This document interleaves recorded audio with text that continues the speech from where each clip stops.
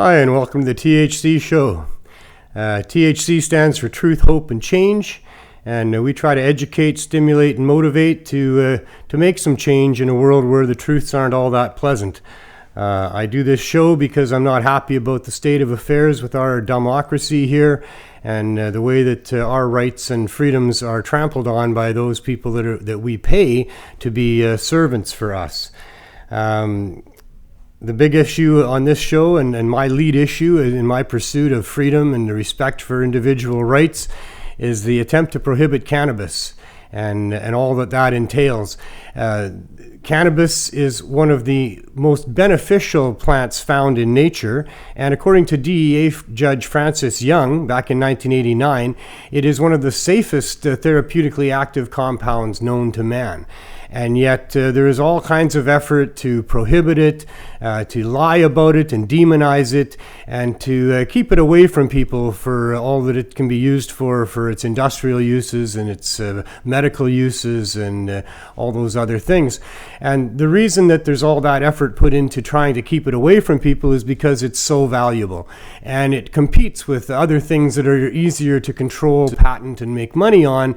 And so cannabis is the evil force that can't be controlled as far as those people are concerned. So they literally have spent trillions of dollars, murdered and incarcerated hundreds and thousands of people in an effort to try to run a protection racket for those other substances that they can control. And it drives me a little bit nuts for sure. It caused me to quit my job about 15 years ago as a restoration expert to pursue the legalization of cannabis as a stepping stone and a linchpin to hopefully getting us many of the other rights that we have here. Because if they can prohibit cannabis, then, well, you're certainly not free, and they can pretty much get away with anything. Because as I mentioned off the top, cannabis is one of the most beneficial substances in our environment that nature provides. It mimics the cannabinoids on the cannabis plant mimic our endocannabinoid system's chemicals, and the endocannabinoid system, that interior or the system within the not just the human body but all the vertebrates on the planet have what they call the endocannabinoid system that creates these exact same chemicals to oversee and maintain homeostasis on all of the rest of the systems within the bodies of us and the other vertebrates. It literally is the best medicinal herb of all of them, and there's many medicinal herbs that work very well for us because essentially we're made out of plants, and plants is what we use to power our bodies and to heal our bodies. And they say that, you are what you eat, but really we are what our ancestors ate over millennia. And it's clear because of the endocannabinoid system that one of the main sources of food for our ancestors was cannabis and the cannabis plant and cannabis seeds.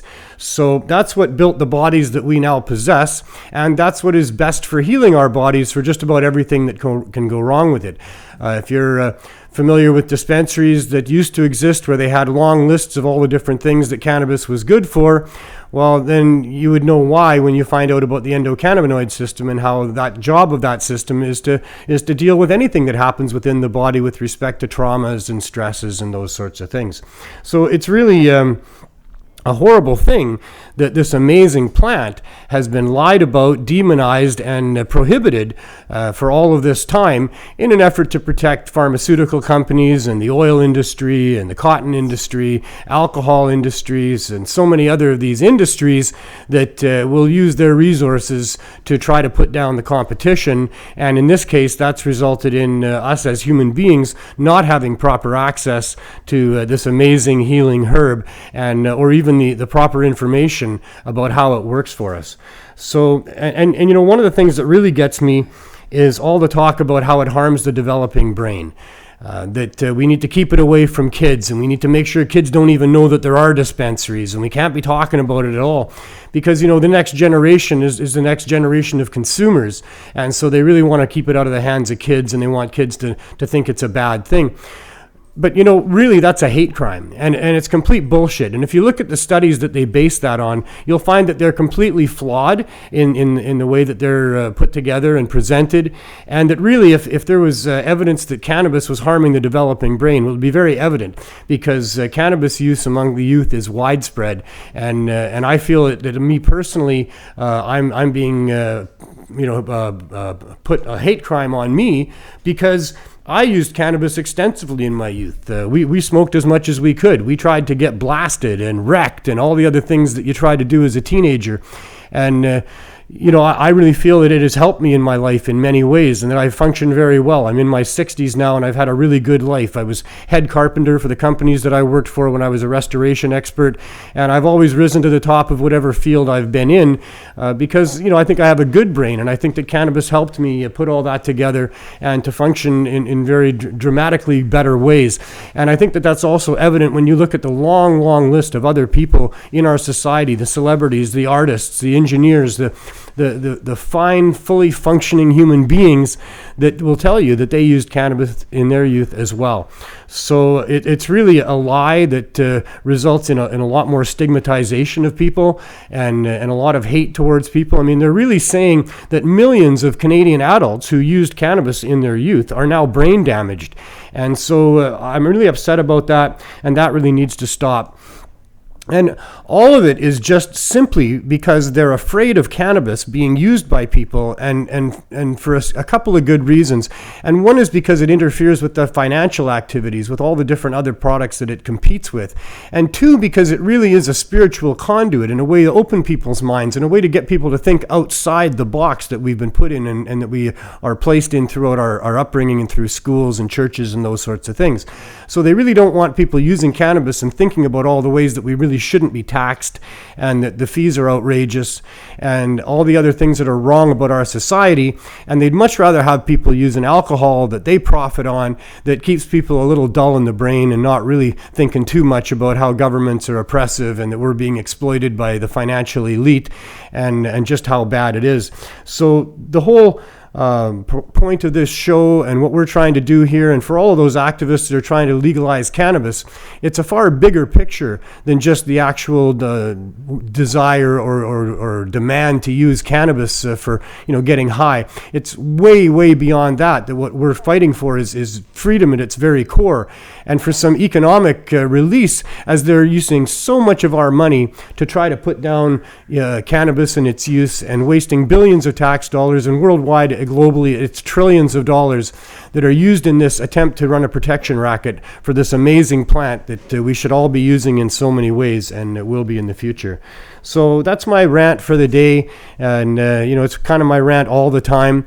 I'm not happy at all with the governments that we have in place that think that when they get elected that they become in power, and that they've somehow won a lottery, and now they get to be our boss and the authority for the next 4 years of their term, and they can really do whatever the hell they want and bring in whatever legislation they want to satisfy their goals and the goals of those people that helped them get there, which once again, we're back to the financial elite, which pull the strings on the people that run for these offices and once they get there. And that again is very evident by the way our society is and how it's run and who's profiting and what these things are all about. So, we all need to get together and do something about that. And the first step in doing something about it is to get educated about it and understand that it's going on. And that the whole idea that we're living in a free country and that we have a democracy, and that, our public servants are there to serve and protect us, and the police are there to serve and protect us, is really just an illusion. It's all just lip service that's given to a system that's been long ago corrupted and co-opted by the very financial elite that really we need to be protected from. So now on to the news, which really, there's a lot to do with what goes on with what I say there, with what's going on in the news, because you'll see that these things are demonstrated by what's going on in the world. We had another dispensary raid in Windsor, Ontario. Shame on those people for wasting our tax dollars to shut down access for people who are trying to get medical cannabis. 3 people were charged, and the authorities say there's now no more medical or non-government, non-medical dispensaries open, or non-medical dispensaries open in the Windsor area, and that's really a shame. And now there's a report that's been released that talks about the cost of the raids in the Hamilton area of Ontario. So just in Hamilton alone, they've spent over $600,000 shutting down 53 dispensaries, including $7,000 for just locksmiths, $38,000 to install security surveillance cameras on these locations in case they open up again. They spent $15,000 retrofitting a shooting range that they needed because they didn't have enough space to store all the cannabis that they've been seizing from these dispensaries. And it's really an abuse of power, a terrible criminal misuse of public funds that's going on. To do what? To accomplish what? To force people to buy cannabis from government stores that are non-medical? To do what? I mean, who are they protecting? There's nobody being harmed by these dispensaries. There's no victims anywhere. There's no public outcry about the harm being done by dispensaries, and yet they're going to spend $600,000 in just this one municipality of Ontario on enforcing out medical cannabis dispensaries, which are obviously supported by the people, because if they were just there and nobody was buying their products, then they would go away. But they don't go away. They've been lasting for years because they're of great value to the communities that they serve. So shame on the governments and these people that get paid by taxpayer dollars to go and protect no one but corporate interests by shutting down access to medical cannabis dispensaries. And $600,000 is just it's a tragedy that is being repeated over and over and over again in all these different municipalities where they're wasting tax dollars to do that.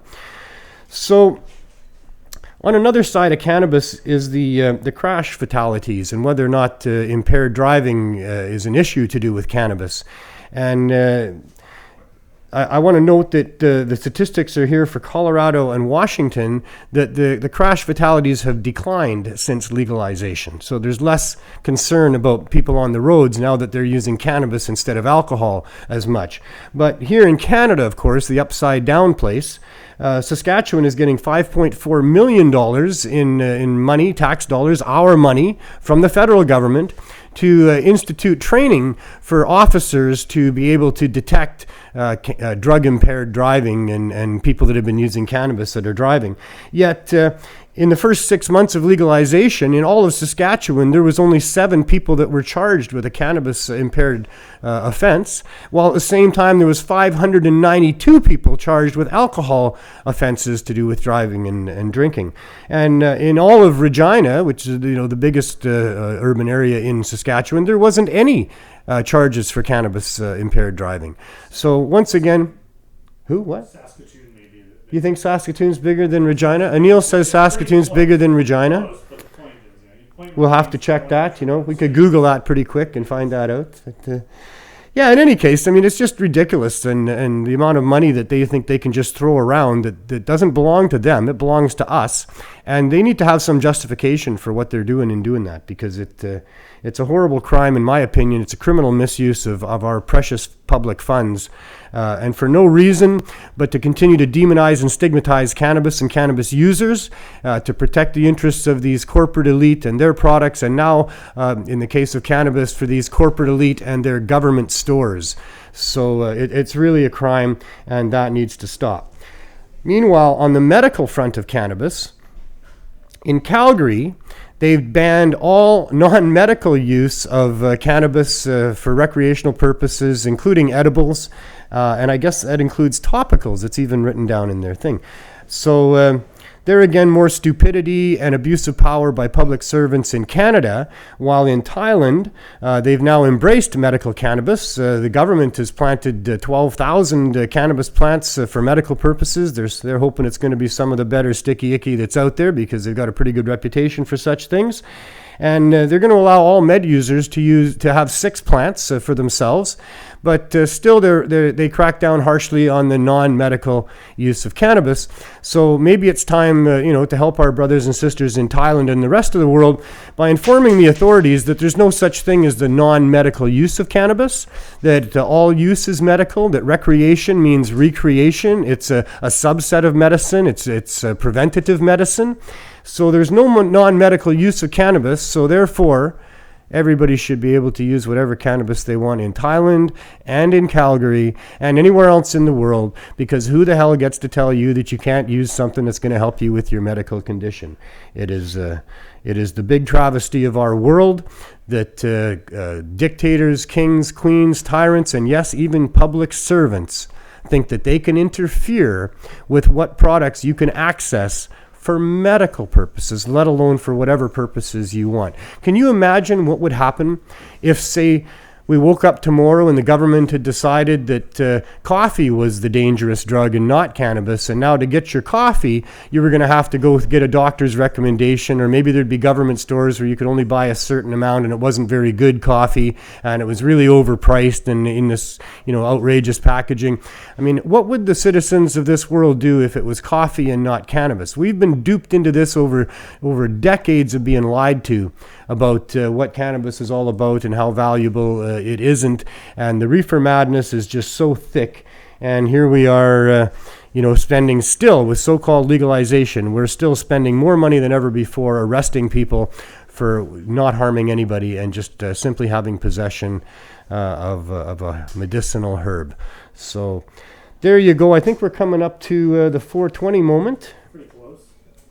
It's a moment we all like to recognize here on the show. It's been tradition amongst cannabis users for a long time, and we need to hang on to our traditions as they try to get annihilated by the powers that be. And 420 is a great one, celebrated around the world at this time of day, and April 20th for a large gathering. And my clock says 420, and very happy to have in studio with me today Jennifer Cole. 8 out of 10 Glenn is busy training for some job. He's getting somewhere and he couldn't make it today, but he'll be back. But Jennifer decided to join me. How you doing, Jennifer? I'm great. How are you doing? I'm doing just fine. You've been around the community for quite a while. How long has it been? Officially, whatever that means, maybe 3 or 4 years. Is that all? Yeah. Oh, okay. Well, I keep having this conversation with people, yeah. Mm-hmm. And you work for Dana Larson?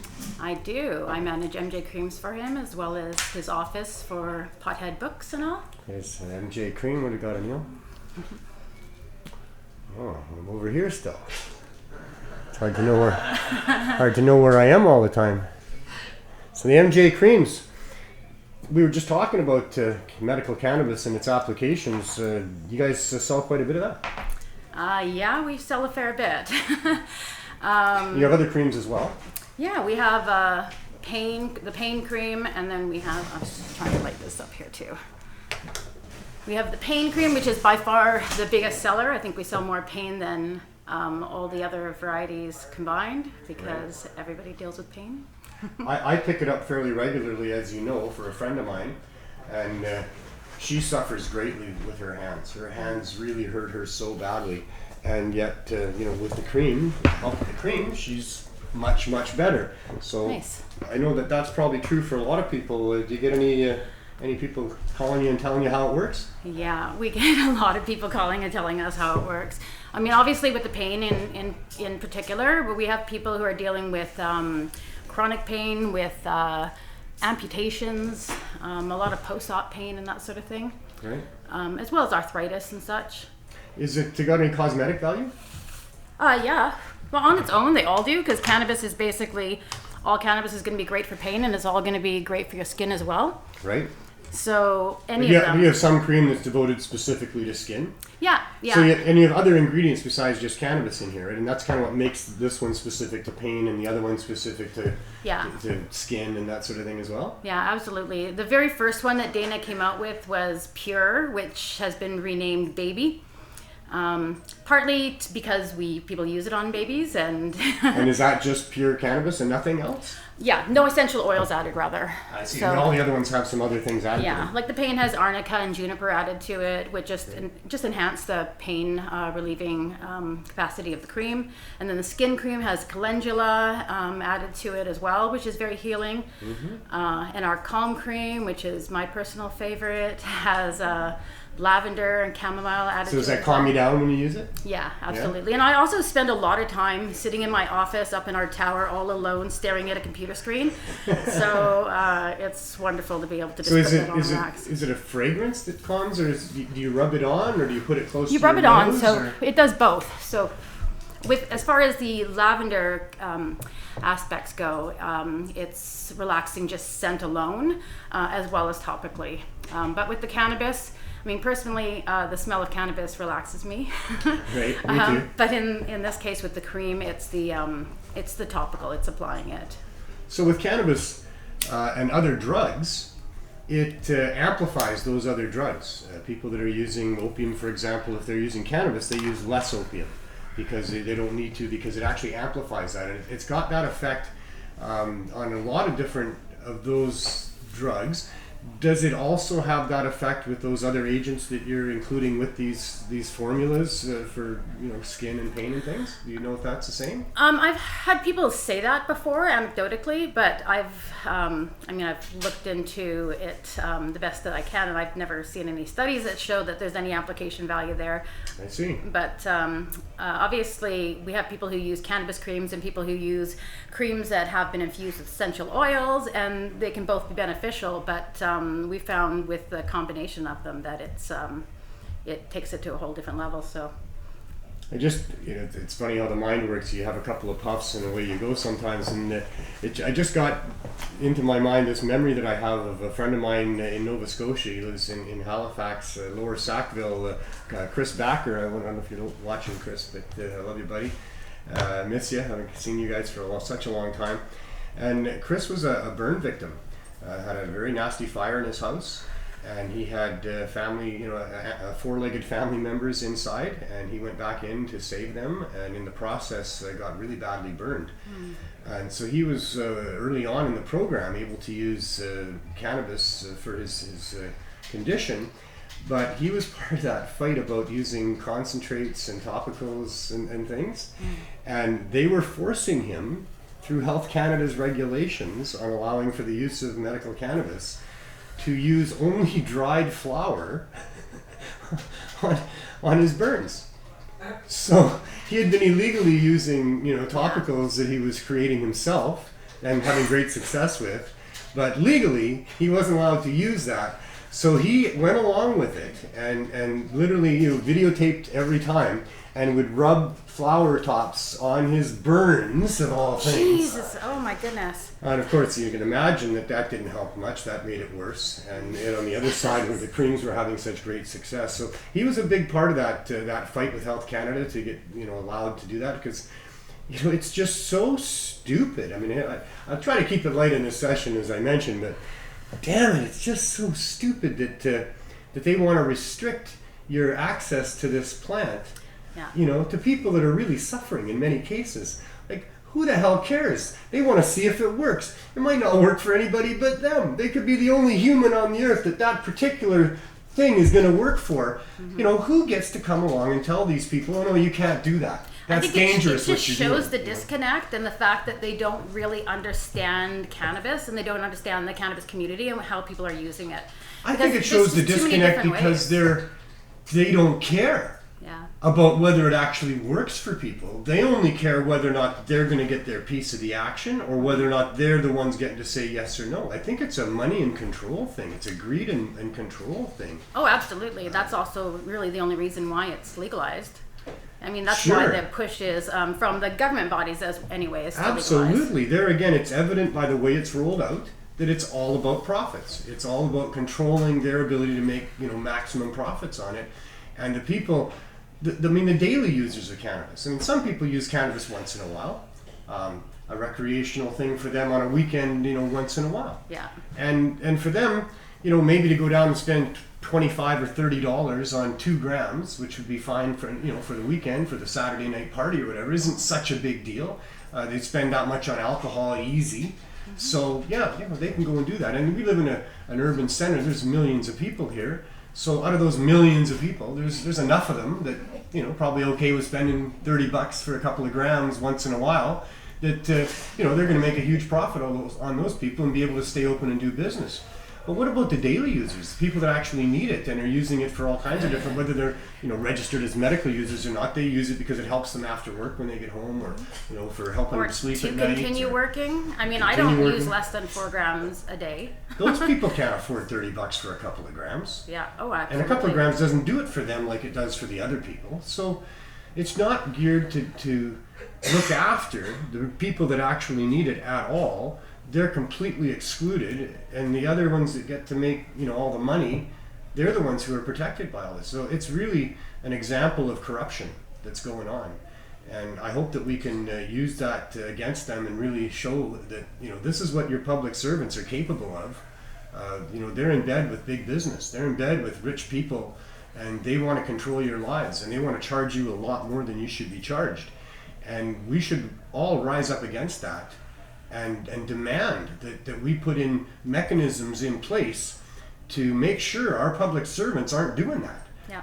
Because that's what they're going to do if they get a chance, because that's just the world that we're in, right? I mean, they need money. Mm-hmm. These guys have money. Hey, you do this for me, I'll give you money. Then they do that, even though they're in that position where, you know, they're going to affect the lives of a whole bunch of people by doing that. So we're getting a whole bunch of scumbags running for office. Yeah. Well, I think the key thing you said there is rise up, though, right? Like, I think in the past there hasn't been enough people who have actually gotten up and been vocal and put themselves out there. And now, even with legalization happening, you're still not seeing enough people stand up and say, "Hey, I smoke cannabis, and there's nothing wrong with me." All the celebrities should now be coming out and saying, "Hey, you know, thank you. I'm glad it's over. You know, yes, I've been using cannabis all my life. That's why I'm so creative. That's why I'm so smart." That's, yeah, you know, absolutely. Or at least that's, you know, what allows me to. Well done. Or whatever they need to say. Everybody's got their story. Yeah. And everybody's story is that they like cannabis. It helps them. It helps them with A, B, C, D, E, F, every letter of the alphabet. There's somebody being helped by a disease that starts with one of those letters. I'm sure of it. Because it's that good. That's why people like it. Because, as I said earlier, it's that endocannabinoid system. We got a system that's supposed to be making sure everything feels good. And when it doesn't feel good, then it sends out, you know, chemistry to help with that, anti-inflammatories or analgesics or whatever it is to help us with the pain or what's going on. And we're deficient in what we need to deal with what's not right about us. We've been deficient here in North America for, you know, most of this last century, really since they took cannabis out of our daily diets, because all the livestock used to be fed cannabis. That was the main staple food for the livestock in North America. The farmers would grow really connected to that if we had access to these things and that was part of our everyday life. It's the same way with the most food. People get strange food cravings, for example. You know, you hear people being pregnant and they get these crazy food cravings, or just being unhealthy. And really what that is their body telling them that they're missing something. That's right. And our diets are so screwy, they are so far removed from whole foods that it's hard for our bodies to tell us what we need. Right. So often you get those distorted sort of cravings and stuff. Oh, that's absolutely true. But with cannabis, it's pretty straight up. When you know that there's like a deficiency, then fill it. Well, and that's what the cannabis does. Is whatever it is that isn't quite right going on with you, it'll fill that void. It'll go in there and be able to give whatever your endocannabinoid system needs to be able to build those chemicals to go down and fight whatever's going on there.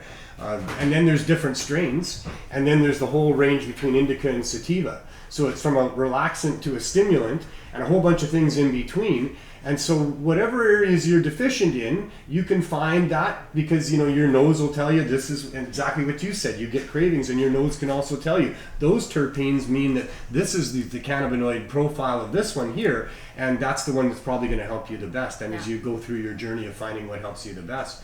So unfortunately that creates a problem with new people too, because with so many other medications, like the theory is you try it and it works for you, but you know, when there's so many different variances and nuances, just like there's so many variances and such with humans, you need to find that right balance. And for people who don't have access to a community or to proper education about cannabis, they can try it once and have a horrible experience because it's wrong for them. It's the wrong mode. Maybe they should have been having a topical or an edible instead of smoking it or dabbing it.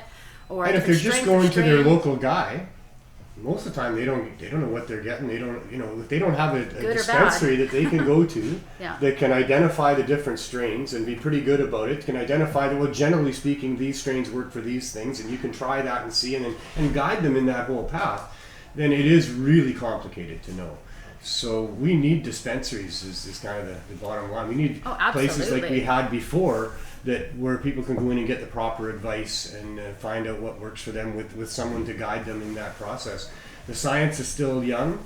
although the plant is ancient and we've been using it for a long time, the actual science of the cannabinoids and how they all interact with a whole bunch of other different things, it's quite the actual science when you start looking into it. It's like, wow, there's a lot, that we still need to know, that we could still understand, that would help us better help people. And if that was the goal, is to better make money off of people, let's better help people. And I think a lot of places will probably have that goal, and we'll be fine down the road. But right now we're being dominated by those that, let's help make money from people and not necessarily let's help people. So, yeah. Well, we ranted a little bit. I think we had some fun. I think that feels like the 420 session there. That and was I really fun. thank you for coming and visiting. Thanks for having me. Taking some time out of your job. Do you do more for Dana than just the creams? Are you guys putting out the Pothead books there, or what do you do? Yeah, well, the Pothead Books runs out of the same office. We have one office right next door here on the Cannabis block where we do MJ creams, and we also do Pothead Books, and we also do Sensible BC and Sensible Vancouver, as well as the Overgrow Canada campaign, which we've done for the last 4 years. I think we should probably have you on as a guest for a full session interview one time, because Dana's got so much going on that you could tell us about. I'm interested in a lot of that stuff. Your life is full, and thanks for helping out. And we'll see you at the rallies, and we'll see you back on the show at some point. I know where to find a guest for filling in for Glenn if he can't make it again, for sure. So thank you very much. All right. All right. So, as always on the show, next up is the Martin Medical Moment. And in this segment, we explore a little bit about where things are going in the movement to get some legitimacy through the courts and through the courts of public opinion with respect to dispensaries. It's the Martin Medical Moment because Jerry Martin is a fellow that ran a dispensary and was raided by the feds and is now facing a trial. And he's also got a constitutional challenge going that will challenge the government on not allowing for people to have proper storefront access to medical cannabis. A little more about Jerry is that it was back when, I think 2016, when he opened the store and ran it for, was it 2016, Jerry? No. Sorry, Jerry's with me. Let's say hi to Jerry a little early. Hi, Jerry. I'm going to come over here and talk to you. So, it was 2016 when they busted you, wasn't it? That's when they busted me in 2016. Right. 2012, I had Martin Strauss Medical Services for a couple of years, but that wasn't going so well. So you had this dispensary. 2014, I reopened it as Martin Medical Services. And that's in a small town in Saskatchewan. Yeah. And that's at a time when there's dozens of dispensaries in Vancouver. Yeah. And more opening in other places across Canada. Because of decisions in the courts about people requiring access to medical cannabis and other things like that, we're giving people like yourself some sort of security and gray confidence area to work within to help people. Yeah. It seemed like the government was being fair at that time and allowing people to help other people. They eventually took that away. Yeah. But not to start with. In fact, like I said, there was a bunch of dispensaries here and more opening all the time and more opening everywhere all the time. And so you were in that group. And as I alluded to, there was a court decision brought down by Judge Phelan in what we call the Allard case, where there was a challenge against the government about growing your own cannabis for medical users. And that case was won, and people retained the right to grow for themselves and to have other people grow for them and those things. But as part of that decision, Judge Phelan declared that the storefront medical dispensaries were at the heart of access for medical patients. And I think that was kind of that key phrase that led people like yourself to believe that, well, we can do this is going to be okay. And then it kind of went from there. You were 4 years running your store? Two on my own, 2 before, but it really, But since 4 years I was helping people. So that's a long time. A lot changed in those 4 years. Yeah. Now, so 2016, that's about the same time as the city of Vancouver decided to regulate dispensaries before they were legal. You were still no, it was near the it was actually they decided to do that maybe I think it may have been around 2016 early. I was busted more in the later part of the year. That's what I mean. That happened like before you were I was busted. in Vancouver that day. I was ready to get my license when they announced it. Right. That even though the federal government hadn't legalized cannabis yet. Right. The city was being progressive. But they decided that they were going to allow for these places to exist. And they came up with regulations to allow for that. I will say that they were very barbaric regulations with the intent mostly to shut most of them down.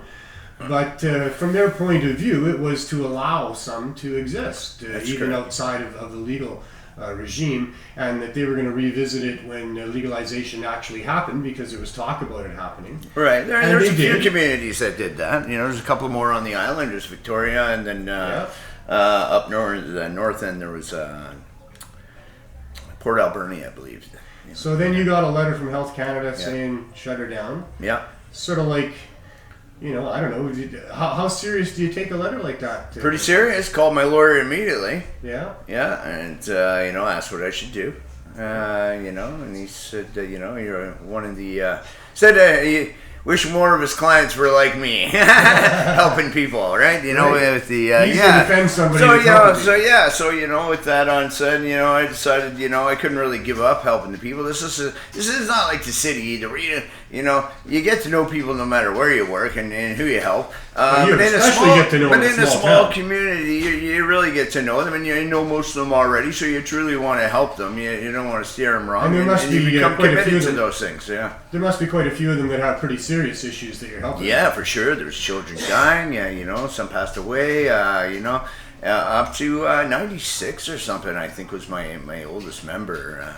So pretty hard to say, hey, sorry, government wrote me a letter. They keep knocking on my door. It's a small town, right? Yeah. So, if you're not there, let's come knock on your door. They'll chase you down because you know somebody. Yeah. You were getting it for him before, so you know somebody at least. Come on.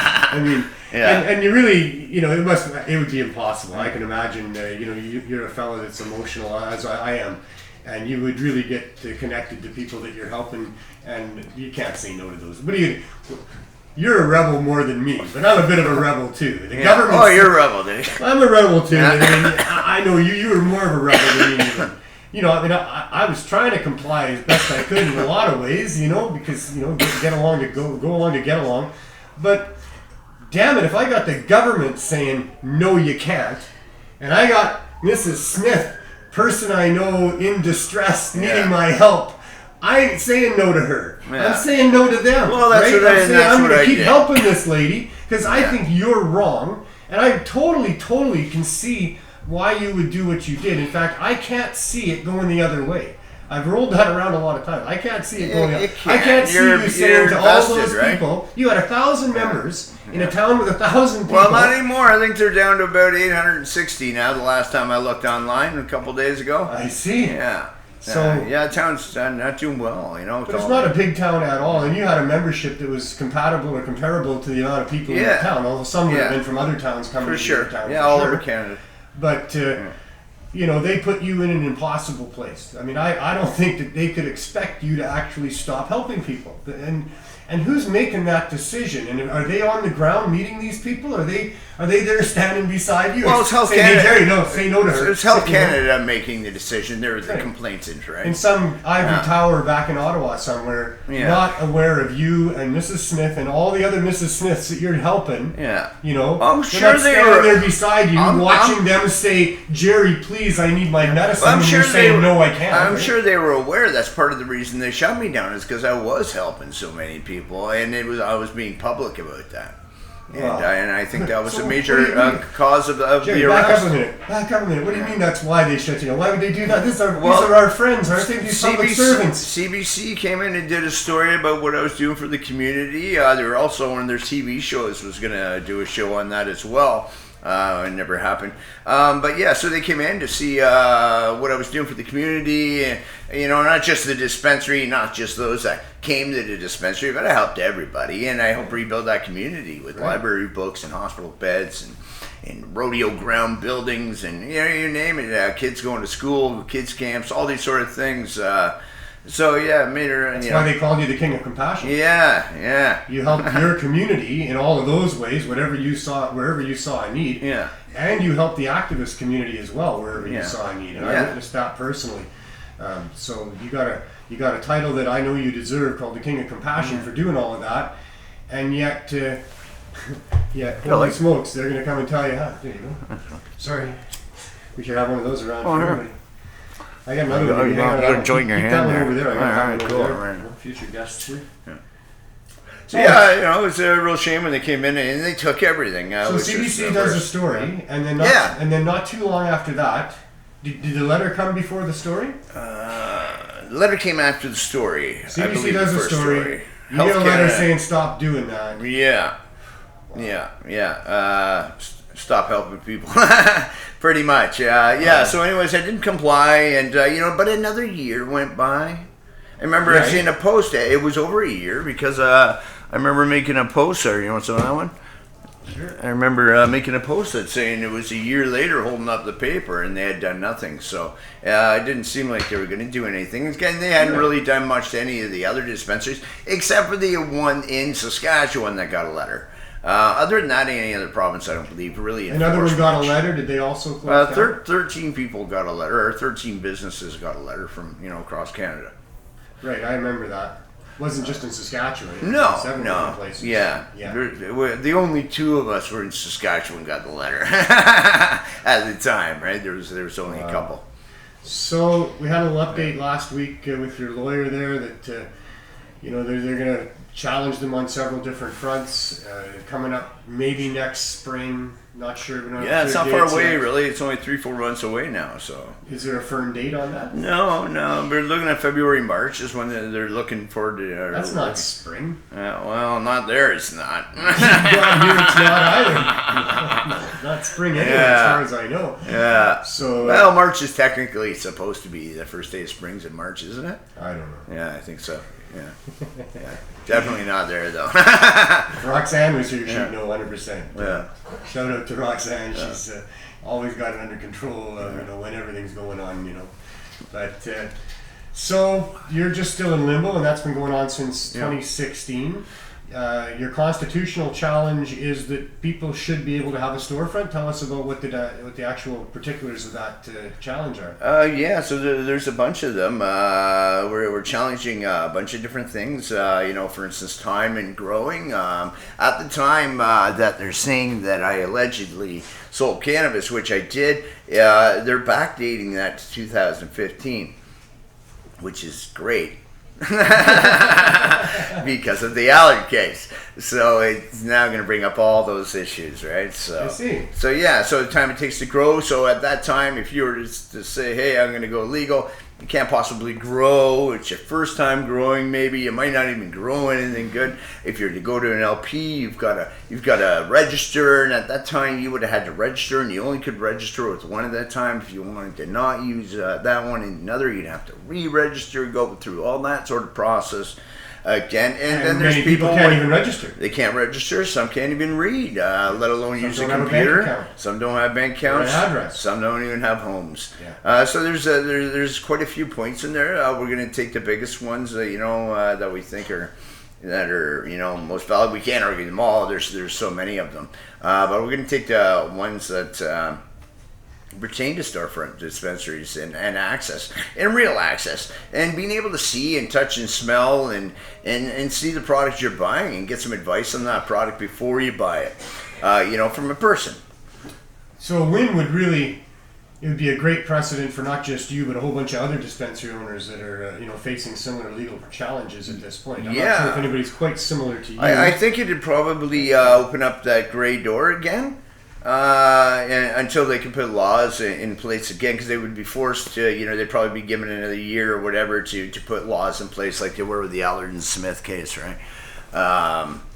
But it's also going to help the pharmaceutical companies and the big LPs too, right? It's going to help everybody. So, depending on, because they're going to have all those storefront access now and medical patients. I 100% agree that if it's rolled out in any similar fashion to the way the government stores are so far, they decide to have a medical program and they roll it out like they rolled this one out, then it'll be too high cost. It won't be, proper. It won't be trustable products in there. Once again, it won't be about the patients, especially the poor patients. It'll only be about the ones with money. So we can't allow that to happen. I see they got Tokyo Smoke over here. And a hobo on I Granville just drove Street. by. There wasn't a soul in there. Just the guy that owns it out front having a smoke. As it should be. As it should be. Don't And it use the came in government here, and stores. it's busy in here. Yeah. So, wow. yeah. No, I mean, I hope all my audience understands that we do not support the government stores, and nobody should. Yeah. Mostly because they're taking that money and using it to continue to criminalize people for doing exactly what they're doing, even better than they're doing it. But, I think there's a lot of good people in the stores and the businesses, but they're just going about it wrong and, not allowing everybody. So for that reason, I've never ever shopped in one. I know a lot of people that do work for them that are good people and deserve to be in the industry. Some of them are. And I just don't think it's fair on how they cut a this lot of is people on the that really deserve to be in that industry. This is totally on the government. I mean, I believe the LPs. They didn't put the people first. That's the only for sure. thing I would have against an LP is if they're involved with trying to support the government in their actions to run a protection racket. I get lost in that LP hating stuff like on that Facebook and stuff, and the truth is, it's not really just the way it is. You know what I mean? There are people trying to grow weed and sell weed. And there's a lot of people that worked hard all their lives to get into that. And their hands are industry, tied by these regulations. Yeah, and, so that's it, right? My hate is not on for the LPs. Yeah, I can't support them. It's the rules of the system that is really what the government needs to change the rules. I want them to change the rules because I want to like the LPs. I want to like anybody that wants to sell weed. Yeah. And I don't want them to gouge people. That's ridiculous. But within reason, I want weed out there available. I want a system where you can try to gouge people if you want, but it ain't going to work because there's cheaper weed down the street and it's better than this guy's got. And so that guy's going to have to get better weed at cheaper prices. If like he wants I to say compete. every time, And that's all they when we need get is what we little want. testing facilities where you can get your cannabis tested and then you can bring it to market. It should be easy. There's not much that you really need to test it for. There are a few bad pesticides. But if they want to get their fertilizers. fee, they can get their little fee, but it shouldn't be any more than throwing a $20 bill in a machine and get your cannabis tested, right? Exactly. You know? Exactly. There's never been a danger with cannabis. There's never been a line of victims anywhere involved with cannabis. So they've got no justification for what they're doing. I get it, that some of the chemicals that are being used on cannabis are dangerous and shouldn't be used. Yeah, and they need to be flushed properly. So ban right? those chemicals from being used on anything that people are consuming. In the regulations can be good for those sort of purposes, but when they over-regulate it, it destroys the whole, viability of the whole program. I mean, there's got to be a lot of shareholders that are unhappy. Well, that's it. And other people that have financed people investing billions in some of them, they don't even have any weed. So, I'm sure they would like to see the change that I would like to see. Yeah. What I don't like seeing is Canada Trust, though, is what's happening with them. What did they do? Well, they got caught with all the fake rooms. Right. It wasn't even legal cannabis, and now they're allowed to get their license back. Are they? Yeah, they just got to destroy the stuff. It's a lot of money. It's $77 million, but their shares are already up 20%. Oh, yeah. Oh, man. It's so the fucked up. corruption runs so deep. Oh, doesn't it? yeah. Oh, man, the corruption runs Those are so deep. hundreds of millions of dollars. Wow. Well, or at least millions, you know what I mean? Where's the real crime? That's like cartel shit. Well, I thank you so much for enduring what this is, putting you through, because we need this platform. We really do need to be able to have this platform that you're creating here to be able to attack them on what they're doing and how they're doing it, and that's one of the ways that we do it. So, thanks again for fighting the fight, and we'll continue to update every week on this show what's going on with that. And follow you on your journey. I launched the world's first packaged LSD kit yesterday. You launched it? So I launched it. Oh, you launched it? Yeah. So if you guys want to check it out, it's microdelics.ca. We've got a few other products on there. Cool. I can't wait for towards the end. I hear But you. yeah, check it out. You. So we're providing those things for people with different mental health issues or creativity issues or whatever they want. Just check it out, and then maybe you'll find it interesting. Yeah, very good. All right. Check that out, and we'll catch up with you again next week, and have as much fun as you can till then. All right, thanks, brother. Thanks, Jerry.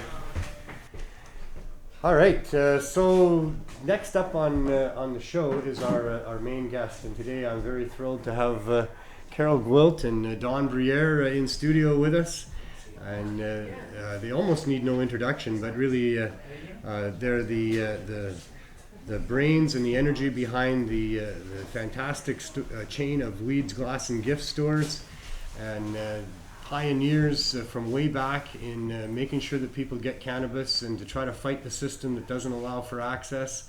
And so there's so much more I could say about them, but I just want to say hi and welcome them to the show, and they can tell you some stuff about themselves. Really good to see you two. Yeah, you too, Neil. Carrol, what the heck did you do? Yeah, well, I guess the story we concocted was that I beat up 3 girls. 2 of them are still in the hospital. And so thankful. I did hit my head. Yeah. So, but no concussion or whatever, but I did break my wrist. A few other bruises, but just the my shoulder is painful. But what's the prognosis on that? How long do you have to wear the cast? At least 6 weeks, and then we'll go from there. Luckily, it was an undisplaced fracture, so it's not a lot of damage to it. It just needs to kind of heal. That's tough, though. It's your right hand. Yeah, I'm ambidextrous. So are you? Yeah, Good I'm for just you. trying to see the positives in That's it all. very helpful. Just, And you'll be even more ambidextrous like, after this. Yeah, after the Sure. the year that we've had, this is kind of par for course, I feel like. So I'm just grateful that it wasn't a lot worse. Very good. Very good. And Don, how are you doing? How are you feeling these days? I feel pretty good, yeah. Just kind of working out a little bit. You went through some health issues. Yeah, of that's your own, right too. Yeah. Big time. Very serious. Yeah, And, 28 days in the hospital. how far are you removed from that now? It's been, 7 months now? 7 months. And you're Yeah. looking really good. I feel really good too, yeah, so. Cool. He's still recovering and whatnot. He's technically it's heart failure is And you get the to be our age, condition. every day is recovery from something. Yeah, but Pretty his heart much. is he's taken a lot in his life, and he's got a lot of stress. So He's done 3 or 4 people's work. at for, least for a long time. Yeah, for a long time, for as long as I've known him. But I want to get to you for a minute, Carrol. You've been in this for a very long time. Where were you before you met Don? How did you get into this community, and how did it lead up to meeting Don? Sure. I discovered cannabis as medicine through a friend of mine, and I started doing research on hemp and whatnot. And a hemp shop was actually like a hemp cafe type thing was opening up in my neighborhood by this other entrepreneur. Is that Don we're talking about? No, it was somebody else, a woman that I met, and she was opening up, and I thought it was a fantastic idea, so I invested into her shop. I see. And we kind of tried to make something of that. It was a cannabis lounge. It was in 2001, 2002, and we allowed people to consume in there. We didn't sell it at all, but people could come in there and smoke their pot and buy grinders and pipes and whatnot. And but she wanted to put in alcohol taps, and I was kind of not comfortable with that, right? She wanted to make it kind of an alcohol cafe as well as a cannabis cafe. And so I wanted to make a compassion club. We had some space in there, so I wanted to use that space and do a compassion club. And so I started looking around, like, how do I do this? And ironically, at the time, Don had just gotten out on day parole from doing a federal prison sentence for cultivation. And he was doing these seminars, these workshop things from a Surrey hotel. Yeah. And Gee, look at that. and it was like how to open a cannabis. Dispensary. It wasn't called a dispensary at the time, but more like, what was it, a franchise. Yeah. How to open a cannabis franchise. So he wanted to get people opening retail stores with him. And I didn't know anything about that, but just as an aside, somebody, actually his daughter, came to our cafe and left his card. And so I called him, and just as an aside to what he was already doing, and then I met him, and we just went from there. I mean, it turned out, my partner in the hemp shop, she wanted to do the alcohol taps, and I wanted to do the cannabis, so I just kind of went with the cannabis route. We started working together, and So Don, you had quite a career before that already in growing cannabis. that's correct, yeah. Yeah, a whole bunch of things going on. Tell us a little bit about that. Well, most of it's on the record now anyway, right? yeah, that's all on record anyways, yeah, yourself. so it's pretty much there. Well, we'd been smoking cannabis for a while, and we knew that there there was no real bad things about it like alcohol or tobacco. We didn't really know much about the tobacco thing, but the That's cool. Gibson mustache toker. Yeah, that's Yeah. a Gibson mustache toker there. Right. we knew it wasn't bad. So eventually, I got involved in growing with a friend of mine. So we used his basement and my equipment, and there was 2 light bulbs in there. And so that's how we started. Yeah. And then over time, What year would that have been? that would have been about 1989. In that time frame. So those 2 light bulbs sort of grew from there to having. Well, 11 years later. 11 years later, I had 700,000 watt high pressure sodiums in about 34, 35 locations. Wow. Yeah, so it was. And then you got caught. Yeah, well, it was pretty big. It was a somebody that wanted to turn somebody in, and it was they got a $500 reward for turning us in, right? So. And you even went to jail for it. That I was served 4 years. Long Well, time. I was sentenced to 4 years in prison. Wow. But I got out in one third of the sentence because it was non-violent and it was cannabis. 16 related. months on day parole. Yeah, and then And so And that then was the we only met. time you went to jail before Decline? yeah. And so then, now you and Carrol have met, and then Decline comes out of that. How, He was how still does that on all parole. happen? He was still on parole. Right? Yeah. So you needed a partner who wasn't on parole, is that what Right. happened there? To put the name, the license in my name. You know? Right. Yeah. Yeah. So when he was caught for that was bad. For the Decline, you mean? Yeah. Well, but tell us a little bit about Decline. So, Well, Peace before its time. That's what I Yeah. always say. It's peace before its time. yeah. I mean, you can look. You opened quite a lounge where you were selling cannabis. Yeah. and Just consuming- kind of like Weeds ran before it closed in June. Was it membership only, or No, not at all. We did encourage every single person to come in, and we always informed them about how they could become medical, how they could fill out the forms, get their doctor's approval. Please tell your doctor you use cannabis. We were kind of like a medical thing, but we recognized people didn't have access to that kind of thing, right? And there was a fairly prominent space on Commercial Drive. 1018 Commercial Drive. And you had tables and chairs and people Yeah, able to lounge. consume on site Yeah. and all of Yeah. that going on. Yeah. And then the Dabbing, media smoking. did a story. Yeah, the mainstream media did a story. The Chinese news actually was the first, and then CTV, Rob Brown, he kind of just hounded us with it. And, So they came in with their cameras and they saw drawers with bagged up weed. Oh yeah, the whole thing. yeah, Film there was no transactions. hiding anything. We weren't trying to hide was- anything. yeah, it we was wide never open, wanted right? to Yeah, do of that. course. We're- You were trying to present a model that would be accepted. Exactly. And, Yeah, And yeah. we were the Yeah. change we wanted to see. Yeah, right? exactly. A We little were bit ahead of your doing time, that. unfortunately, but Yeah. it is the path that 15 things years took. later, yeah. Yeah. It's another cog in the chain of how we got Yeah. to where we are, and I think it's Yeah. actually a pretty large chunk. It's an interesting piece of history. Yeah. When that all went down, Yeah. the cops came in. It was on the news that night, and they For timed their days, for raid. weeks afterwards. you know, for the just in 6 such a o'clock way- live news. Yeah, I and think so that was a really they were- big deal there. Yeah.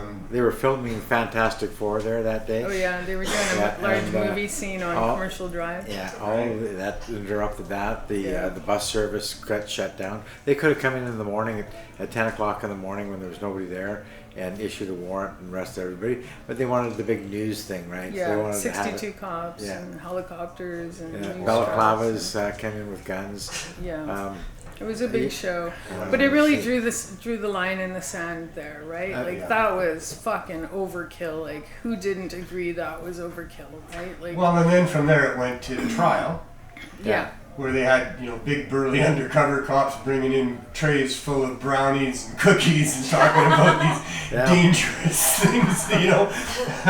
It was such a farce. Yeah. It was such an amazing farce, but again, put back into a cage on that one too, right? yeah. yeah. So he was picked up when just a couple of days after the raid happened, they pursued him.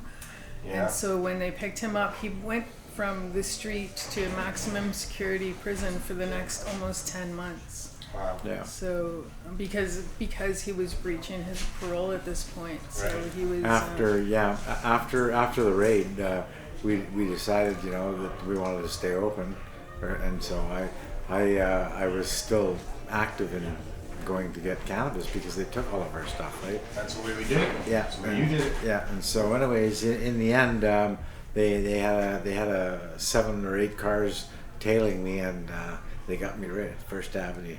Must have been a horrible cost to the taxpayers to Oh, run that whole huge, operation. huge amounts of money. Not to mention the time you spent on the taxpayers' dime, in a cage and all that. $200 a day or more.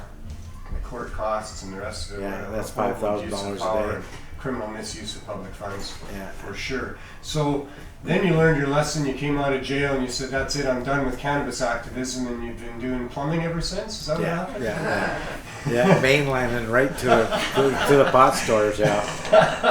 I remember you were the one that really had that great plan of let's open up 5 or 6 different places. Let's get a bunch of people that'll open up places, and let's all open up at once. and then they can't stop us before we've made it.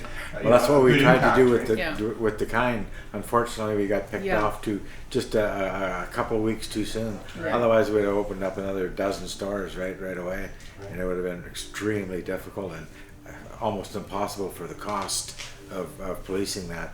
I mean, when they were there, they had police on the roof with binoculars. When it first broke, because it was 9 days before they raided us. 9 days under full operation. I think they just hit us with such force. It just like people got scared. Like, holy shit, they're coming for us. And people just, instead of rising, they kind of held the fort, right? Held their own fort so that they could persevere instead of just future generations trying to break it down. It seemed like such aggression. Well, they already are us, right now, but there's a lot of good material for comedians in the not too distant future. oh yeah. I mean, things go from good to bad to worse to absurd, to extremely funny. Yeah. And when we get separated a little bit from this horrible time we're living in, they'll have great fun poking at, how most of the people could live with it. As Don says, how some of the people couldn't, and what we did about Yeah. it. And just how out of control and corrupt the system is, and these so-called public servants have become, as simple puppets for the corporate elite that can flex that kind of muscle with our tax dollars to simply put down a place that's having people come in and have a nice experience and get some medicinal herbs, and that's worth all of that. I mean, you would think you were child trafficking in the basement with a bunch of slave children or something like that, with the amount of force and the way they treat it. We just put egg on people's face. I think they feel like that, we flaunted the law. Well, we should flaunt the law. Absolutely. Good people do that. Absolutely. That's what you guys did, and that's what we encourage people to do as much as possible. Good people break bad laws. These laws that are there to protect the rich and are harming the poor and the sick and the suffering, we can't stand by as people and let that happen. You at home can't stand by and let that happen. We have to do something. Everybody has to do something. It's part of our natural rights and responsibilities. We have the right to be free and not be forced to do anything we don't want to do or do something that we don't want to do. But we also have a responsibility not only to not harm other people in what we do and don't do, but to stop other people from harming other people. And these laws are harming people bad, and that's why many good people have risen up over the years, over the decades, and fought against that. And we continue to do that, and we really do need people to continue to do that. These are serious crimes against us and the poor and the sick and people in general that are happening. And so good people break bad laws. Please help us do that in smart ways. Be very smart about how you do that. We think we've fixed it by legalizing it, by calling it legalization, but it's a sham. Well, it's not our fix. This is their fix. This is their answer to our undeniable demand that you legalize. It's not a viable solution. There's no justification. We need to keep rethinking this. And we're far from done. We're still in process here. We're winning, Yeah. but this is Oh, we will win. their We will response. Their We'll response to what is right that we're demanding, and it's still far from right. And we're not laying down or stopping or Exactly. anything. We're continuing to do it. I mean, It's too much all of a these groundswell dispensary now. owners aren't going anywhere. All these people that open dispensaries across Canada, they're still here. They may have had to go underground and do Yeah. what they have to do to help the people they were helping. Because you can't Strategize. stop, as we talked Yeah. with Jerry, you can't stop helping people you were helping for Right. the most part. You got to do something if you at all can. Yeah. But much more than that, they're coming back. They're figuring it out. We're going to decide. They're going to figure out how to get what we really need and deserve, which is freedom. You know, which is Yeah. is public servants that we pay that will look after us. You know, and we're paying the damn people. It's like we hired somebody. And they're failing You know, us. this is my personal They're assistant failing. and this is my security guard, and I'm paying these people. And this security guard ain't doing his job at all. He's not protecting me. He's protecting those guys, and I'm at their expense. And you know, they're not helping with anything. So we got to figure this out. We're not there yet. But I'm not done with where you guys are in this picture and where we are yet, because we're on this journey through history a little bit. And Decline was an amazing example of how things can be done right, and that was shut down by a huge force, and you went back to jail, and then you came out of jail, and I remember those conversations about what can we do. There was only just, how many dispensaries did we have when you came out of jail? There would have just been the Compassion Club, and that would have Pretty been much, about it, yeah, right? yeah. When he came out of jail and the After dispensary. Decline. Yeah. After Decline, yeah. After Decline, there would have been the Compassion Club. Had we And opened then the Herb School yet? The Green Cross had just started up.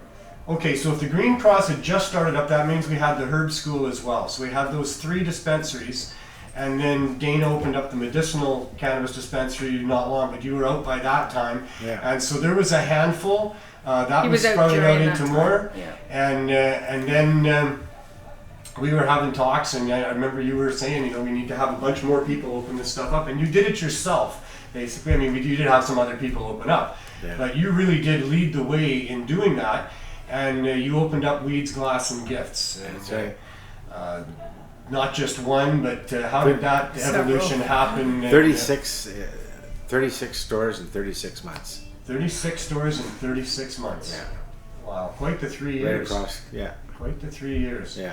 And a model that could easily have been embraced by any municipality and Sure. allowed to continue. We were in 6 provinces. At one And that's, I time. guess, what you thought was going to happen. Well, we'd hoped that you know, that they would do an intelligent rollout, Right. and allow people who have been in this industry and that are in the industry to register and become, you know, more legitimate, at least in their sense. But you know, of course, they were the ones that are illegitimate because their laws were false. They based them on all kinds of untruths. And so what we did is we did what good business practices do. We paid taxes, employed people, UIC, Canada Pension. We did everything right. Yeah, you did everything as best you could with the, you know, within the system, and got the first taste of what was really coming down the pike when the city of Vancouver decided to regulate the dispensaries. Oh, yeah. And then we found out no edibles, no Yeah. advertising, no home delivery, no. They're mail not order, listening no to vapor us. They're not lounges. hearing Yeah. us as much as Nothing like that at Just, all. and that affected many of your stores, I'm sure. Well, what happened is once we found out that it was just a sham, so then we got our bakers back together and we said, listen, this is just another scam or a lie that they're pulling off here. So you know, I mean, how many people had lung issues, lung cancer, and things like that, or just couldn't smoke it? They needed to eat it, and you know, people were coming in there that had prescriptions to go to hospice to die, and a year later they're still coming to see us. So you maintained edibles, is what Yeah. you're saying. You maintained edibles at your store. Good for you for doing that, and good for you for recognizing that it was all just more prohibition dressed up as we're going to let you do this. Well, So it's there's all poor about regulation. the money. You can see that because we were serving as a talking point, an example, three joints for $18, GST, PST included, and we paid all, you know, wages and everything else, and then corporate taxes over and above that. And now, if you want 3 of the government's prime joints, it's $53. It's over packaged, so you're creating more pollution for the planet, and it's really old. Some of it looked like some of it's been packaged for 5 or 6 months. I've never tasted a pre-roll that I like, actually, from anywhere, for the most part. And certainly I've never tasted stuff from a government store, so I can't really say, but I've had lots of friends taste it, and the reports are all that it's not tasty, it's not dry, it's not the chronic that you're going to get when you go to this party Saturday night and buddy beside you says, let's spark one of these, and you're like, what, the government does it, what? Yeah. If that's what they're looking for, that experience, if they're on a Saturday night, they haven't been to a government store, and they smoke some good chronic with some people at the party, and then they think they can go to the government store and get that. Not going to happen. They're going to be disappointed. Yeah. Jerry was just saying that the new store up over here, I'm not going to even say the name of it, government store, there's nobody in there. This is Vancouver, the Canada tourism hotspot of the world, and there's nobody in the government store. Okay, but you're saying government store. What do you mean by that? Because there's government-owned stores. There's government-owned stores and there's private-owned stores. So I don't think there's any If BC. the privately owned stores are getting their cannabis in British Columbia through the liquor board, then they're a government store. And if they're adhering to the regulations that are imposed on them about edibles, they're a private store getting their packaging, product. Yeah, they may have private I mean, ownership, the same way we get liquor, but they're right? a government store in that they're regulated by this Like Cannabis Act. I'm not, it's completely overregulated, but I just want to, be clear. It's not really a government store. It's their supply is government distribution. What name should we call them? I don't know what else to call them. Well, they're just a private store. They're just some Joe who's, got into the business, whether he's an activist or a business person. He's just got into the business to make money, obviously. Yeah. Or But potentially, hopefully. The store itself, if it's adhering to those regulations, the packaging, and all that they can and cannot do. Yeah. I've been calling them government stores. I know, but they're not government I'm wondering stores. what else would I call them? What else should we call them? the whole thing of it is a sham. I don't think we should be really particularly blaming the people that are buying into it, like the Donnelly group who's been. That's what Jerry and I said too. I mean, it's not the LPs, it's not the people that are buying into the stores. It's the government. It's the rules that are outrageous. And that's the LPs buying into the stores is a whole nother thing. I mean, that's they're. No, I don't. I didn't mean LPs buying into stores. I mean even people that are buying into stores. Our fight is not with them. I mean, we don't have a hate on for those people at all. Yeah. The more good people and insiders and people that care about what we care about that get into that system, the more chance we have of turning it around as well. We need people on both sides. I don't. That's what I see don't judge this people as about really, what decisions they make. We never have all the information. It's not about judgment. It's just about correct placement of that's not a government store. I won't put my dollars into any of those stores that are adhering to those government regulations at this point. I get that. I get and that. That's kind of where I get that part of it. It's just the mislabeling I'm all about of personal it. freedom. Absolutely. And people can do whatever they want. I can say what I think is my opinion, and it's worth as much as I charge you for it most of the time.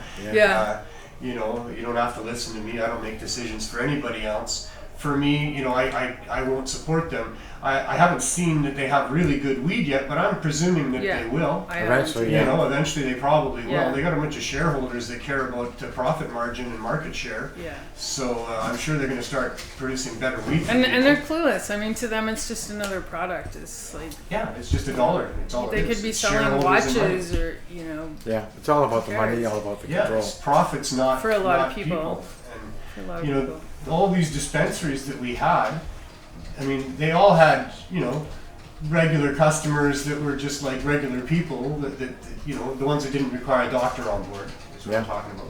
Yeah. And that's all fine.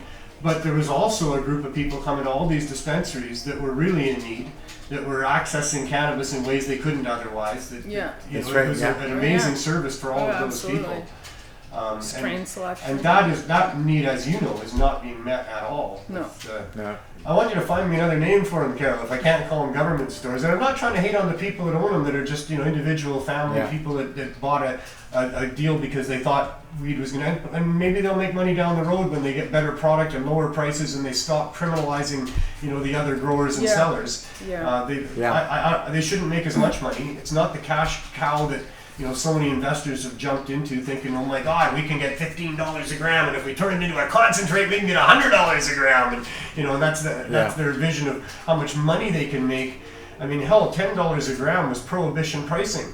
I mean, that's the kind of price you got to charge when you got to have lawyers on retainer, and you might go to jail and lose everything you got. I mean, that's all prohibition pricing. That's sure that the general public will pay that, because we love weed to the point where we need weed to the point where we're going to pay that for it if that's what we have to pay for it. You got to pay something for it, right? You got to pay something for it. I mean, well, sure, I'm all fine with paying stuff for it too, and good quality weed should command some sort of a price. But you guys can help yourself, by the way, to these blueberries here blueberries, these grapes coming out of my friend's backyard. Carnation grapes. Coming out of my friend's backyard. They're delicious and they're beautiful. I got a great big bag of them. I was contemplating whether they were real or not. Oh, they're really real. Please have some. They're why would delicious. they have fake grapes? And they're available almost as delicious in the stores. Not quite. This is on my friend's backyard. Oh yeah. But you can get these things in the store, and they're fantastic. And Neil, so good. Antioxidants. Neil couldn't stop eating them last night, right now. and barely got up this morning because of it, and didn't want to see another grape because he ate too many of them. But they're really delicious, and they're very, very good. And I looked at that big bag that I got, and Roxanne actually said, you know what they sell for in the store, eh? Like it's a little bundle like that in a box that you pay, up to $9 for. Yeah, I know. The good ones. And these are better than them. Yeah. And I got this big bag, and I'm going back tomorrow to my friend's place because she's got a huge backyard full, and I'm going to pick bags and bags of them, and we're going to give them away at Van tomorrow. Oh, beautiful. I did it last year too. That's fantastic. But I got a point I'm trying to get at. Yeah. And that is that you can buy these for $9 for about a pound and a half or whatever it is in that little box. Exactly. And that's expensive for fruit. And families have trouble affording that, and yet cannabis for that same pound and a half of grapes is what about $1,500 if you know somebody. So it's outrageous. Grown under different conditions, right? Well, not prohibition conditions. Yeah, not prohibition, not now, right? But I've seen the vineyards in the Okanagan coming down from Osoyoos there, and it looks like lawn. It looks like grass, and it goes on, and holy shit! And then you get up close, and it's just vineyards. It's just grapes growing everywhere, Yeah. Well, if all of that was cannabis, wouldn't that be wonderful? And it sure wouldn't be $1,500 for a pound of that. No. So it's still a really screwed up, upside down world where people are having to. More and more people will be growing. At one point in time, it's been an up and down yo-yo thing. But I heard California, in some places, they were selling a pound of weed for $200. Nice. Yeah. So there's getting better. So many people were growing down there, and I can't see why that's not going to happen up here as well. I thank you for that. I think agree with more that. and more people should be growing. Just like opening up a bunch of stores, and once the you're making my point, which is this is outrageous, this is ridiculous. The government can't get away with this, and the price has to come way down. The packaging has to go back to the quality has to go way up too. Yeah, well, but it's somebody for their stores. Somebody from Oregon market's still doing pretty good with quality as far as what I've seen. Still, you still get pretty good weed off of that. Issues. And that's my thing is if I'm getting a license, I want to scope what I'm going to sell my customers, and right now there's no mechanism to do that. You take it very seriously. I do, and I turn away about 75 to 80% of what I look at, and I don't expect any different from any other store. They're relying on the producers to quality assure their product and get it lab tested and do all that and then package it, and look at how many problems they've had. Organogram. That's unacceptable. How we're relying on the customers to bring it back to us so that we can do this whole refund process with them because their product is crap. So, I think you know how I feel about it. I don't think there's much problem with cannabis. I don't think that we need to worry very much about it because there's no list of victims that have really been affected. There are some pesticides and some fertilizers. Not of cannabis, but of lung issues. I'll give you a chance. Sure. And there are people that have serious issues. They have bronchitis issues, bronchial issues. They have immune system issues. They have other things like that, and they need to be careful about what they're consuming. For the most part, it's more than the 80-20 rule on all these things, but for the most part, cannabis won't hurt most people most of the time, pretty much. But for people who need to worry about it, they need to have a place they can go to that cares. Yeah. You were that place. Yeah. Dory's place was that place, the medicinal cannabis dispensary. The Green Cross was that place. The Compassion Club is that place. There was a bunch of others that I could list. Maybe some that didn't take as much care with the testing of what they were putting out there, and that was part of what the world was about there. But you guys cared, and there was a bunch of you that cared, and now you're all pretty much shut down by this so-called legalization. I don't even really have much to say other than what I just said. You know, you guys cared, and you had a service that was protecting people, and for people that had issues with it, there was places they could go that they knew cared about that. Yeah. And now we don't have any of that. Right, and that's the thing. Going forward, if I'm going to play in that kind of market, I want to have that control. I want, you know, this crop to be brought to me as a pick, like it's always been, and I want to be able to examine this, you know, and accept this for my customers. Like, so you want somebody to be able to bring you a couple pounds, you know, 4 or 5 pounds, and you can just run some relatively inexpensive, quick tests on it. I just do a scope. That's a lot of pot out of there, a lot of bad pot. You can just look through a scope and see, you know. What do you see when you look through the scope that tells you that it's not acceptable? You see things that don't belong on the plant, like, you know, pathogens like molds and mildews or pests and, you know, pesticides. You can see them in the trichome heads, how they turn the trichome heads like completely black. That's, you know, a bad sign. You don't. But it doesn't take much to test. You know, when you're just passing it over the coffee table with your neighbor, like that's one thing. But when you're selling it for retail value, you know, you want to make sure you're selling a good product. And especially when you have some of your clientele that really do care about that and need to care about that. Yeah, I'm number one patient. You know, that's how I got into this whole thing, is I'm my own patient, and that's what I, you know, why would I put that crop into my body, and why would I want somebody else or accept that somebody else is doing that too? That's not acceptable. So I know you're in queue for possibly getting a provincial license for some of your stores where possible to continue to operate in some fashion. We're working on it, yeah. And you know, we'll see what happens when and if that happens, and you know what flexibilities you may or may not have, or abilities to change things within. When I talked about good people being from the inside, I mean that could include you, because this is kind of the world that you're in at this point. That's how I'm looking at it, is that, you know, finally we got this in, that, you know, we can, you know, really. It's really sad how they've wiped out almost all of the pioneers that you know, got us to where we are. It's really sad. They get very little, if any, decimated our culture, our community. You know, I haven't been in this building in years. You know, thank you, Mark and Jody, for providing this space. And there's another stepping stone. Cannabis culture's been really huge and allowing for platforms and, you know, people like absolutely over the years. You know, I thank them very much as well for always want to honor that. Thank you. You know. So where are we at now? Do you have any stores open at this point in Vancouver? I know you won a board of variance not long ago. That store it remains open and waiting for a provincial license. Is that true? It's not open. No, it's not open. No, we just kept it closed, but we're waiting for the provincial license. Yeah. Okay. Any other stores open across Canada? No, we closed everything. Are you in application anywhere else across Canada for licenses? No, not yet. No, we want to concentrate on getting BC done first. So when you say BC, is that just like 2 that you're looking after? 3? How many are you applying for here? Well, we would max out at 8. Is that a limit that is put on by the? Yeah, the government's put on a limit of 8. But you know, people like. And that's in other communities as well. That you're not just in Vancouver that you want to have 8, or is that just in Vancouver? No, it's you're only allowed 8 in British Columbia. Right. So we have some throughout the province, right. and you know, stores that you had there that are now currently shut down but could reopen under a new license. If you get it. So places like that. Yeah. I see. And then after that, maybe go across into Ontario, Toronto, Ottawa, places like that, and we're looking at Jamaica, as well as the UK, Spain, and Portugal, and maybe Germany. Right. Yeah. Well, I wish you luck in the change in the regulations. Yeah. Yeah. Well, for your own sake. Well, we all can. I mean, ours for sure. Yeah. Our best bet's always. So what does it take for an application? Is there a different licensing fee per province?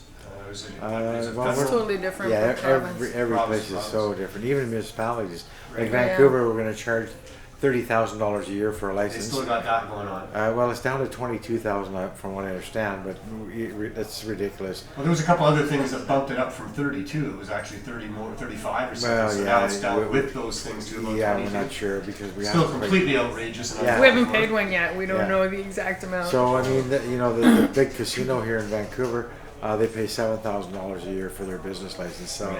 it's really quite Small yeah. cannabis dispensary, big casino. massive casino, taking in hundreds of 22,000. millions. Yeah. Yeah, so you can see it. And then Grand Forks, I think, was at $500 or $95 for a business license. Yeah, for I a had year. Brian Taylor on as a guest. Yeah, that's right. Yeah, and then let me see He what just else. put it in the same category as most of the other businesses. Yeah, you know, exactly, just yeah. Pay us a fee. Vernon's $5,000 a year. Wow. So you can see the variation. The It's like discrepancy is just, unbelievable. Yeah. it's so obvious that there's discrimination involved and no justification involved. Yeah, you know? yeah, absolutely. It's just chaos.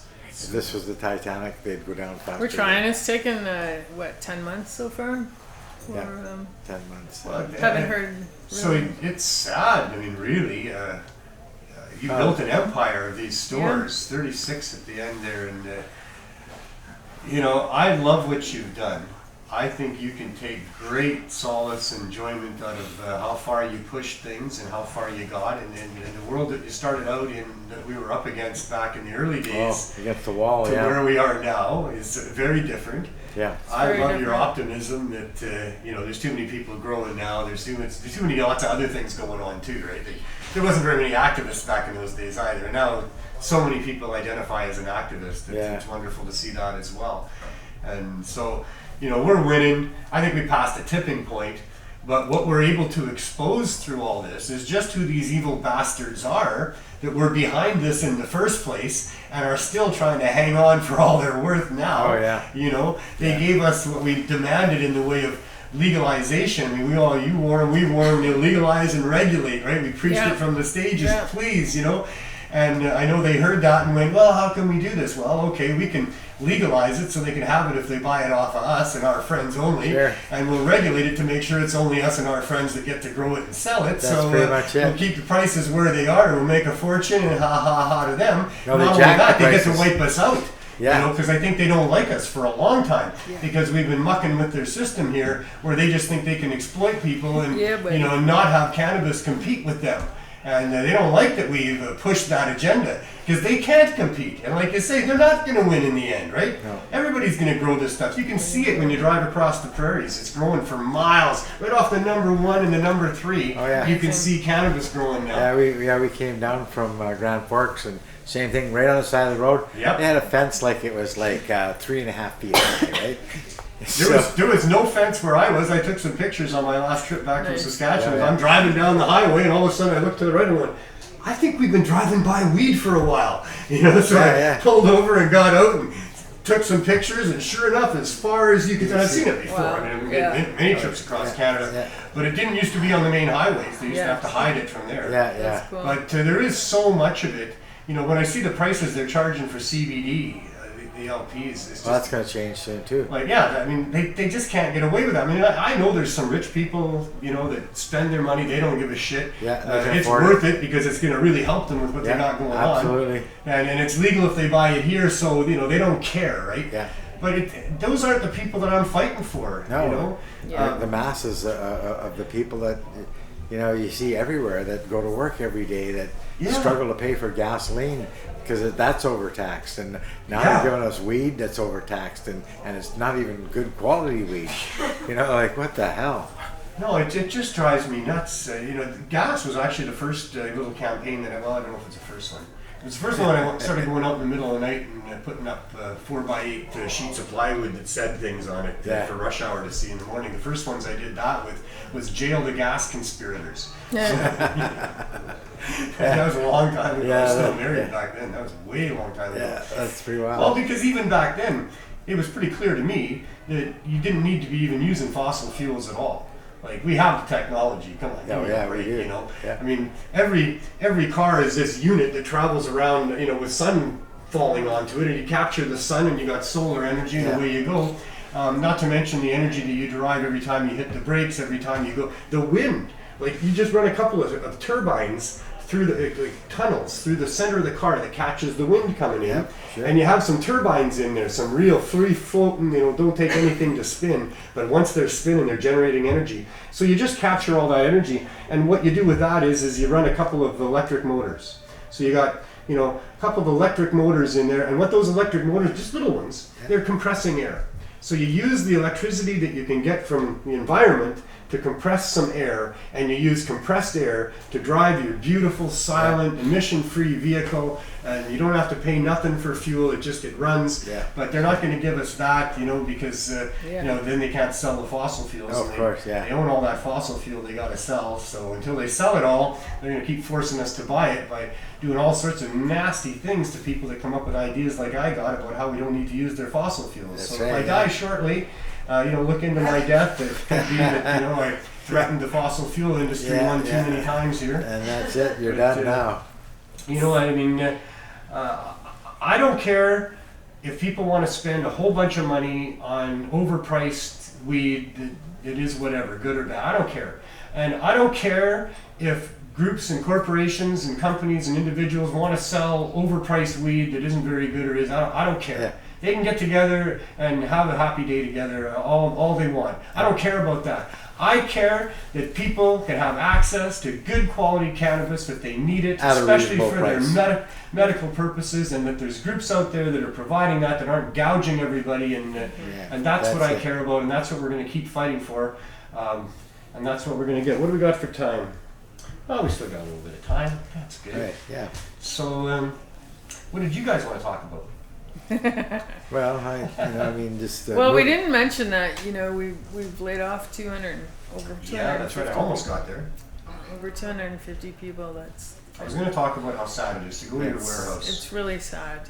You had a bustling warehouse, a huge facility with all these people working there, and I've never seen people happier with their jobs. And that was just a fraction of the people that we had there, right? At all the other stores. And we paid $10 million in taxes too. It's right on the books. You can see it. We've been audited by the GST guy. We've been audited by the Revenue Canada, and I've been personally audited. And you're not the only ones paying taxes. There was other dispensaries paying all their taxes as well. There's a lot of them that are trying. Jerry said the same thing. Yeah.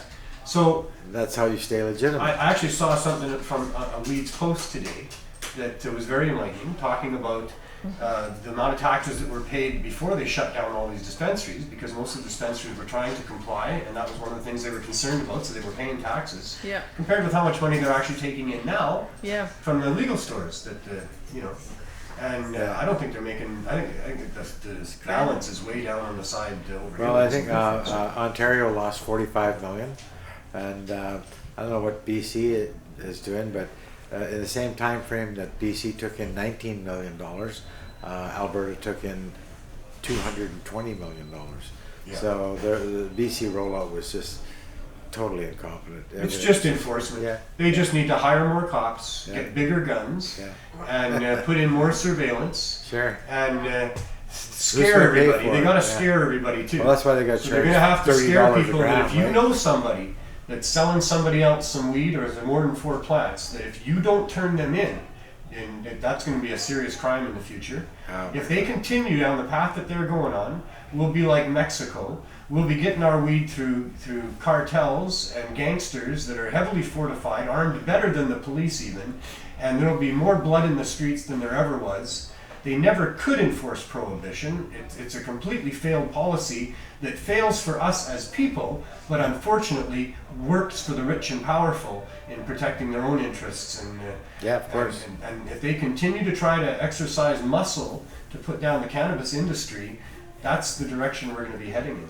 And weed won't get cheaper, it'll get more expensive because people have to pay for the amount of enforcement that's going on, and more of the people in jail cells and all of that. And we're right back on that same road that we were on before we were promised legalization by Mr. Trudeau, who told me face to face he'd respect individual sovereignty in that pursuit. That's what he told me. I asked him, I said, will you respect individual sovereignty? And I said, if you do that, you'll be the greatest statesman that ever lived, because nobody else has ever done that. And he looked me straight in the eye and we shook on it, and he was going to do it. And I said, okay, I'll support you. And so I did what I could to help people vote for him in the last election, only to be severely disappointed. Disappointed with Unfortunately, the disposed Attorney General of Canada, because when she was here talking about how her whole job in life was to correct the paths that had been not forged properly. Yeah. And I talked to her in person and said, this is a path that really needs to be corrected. And there need to be no criminal penalties for pot of any sort whatsoever. Yeah. And yet, no, I think the penalties are higher now. The penalties got higher on her watch and stuff. So I don't trust any of them. I watched the leadership debate start to finish. I've listened to what they all have to say. I think they're just wolves in sheep's clothing. I don't think we can trust any of them. And that's where I'm at. I'm supposed to vote for I know it's hard. any of these people. It's hard this time. I think we just have to, figure out who's the worst one to vote against, I guess. That's kind of where I'm at. Who's our closest ally? I don't even know. 'Cause I don't really Individually even trust in them. your own riding. I guess. You should That's vote. all you can really we vote. should Yeah, vote because that's not everybody in the world gets to vote, because the rest of them are kidnapped worse than us. Like people that's like all. Don Davies, in Kingsway riding. Yeah, Don Davies has been deserves your good. vote. I'd like to have him on the show, actually. So I was thinking about that. He's on a list of people. Cool. Yeah. And we'll see how the election unfolds here and what happens after that. These are interesting times for sure. But Very I don't know who to vote for. I don't know who to tell anybody to vote for. Yeah. Well, I think I'm going to Yeah, vote for the Green okay, Party. yeah, at this point. Just because. Yeah, I think so too. Yeah. I think we want a minority government because we can't trust either of them. Because there's trust only any two of them. really to choose from, so we can't trust either of them with full power. So Yeah. a minority government would be good. Would be the but best. if we go too much for a minority government, then the Greens and the NDP and the Liberals, they all split the vote, or whatever, and then we just get for sure a majority. So I don't know what to say. I don't know what the advice is, other than people should really research it for themselves, because it is a right that we have earned. Apparently the natural way is that we have a king that decides everything for us. Yeah. But we And who lives and dies. yeah, exactly, Who all that gets fed. stuff. That's the natural way.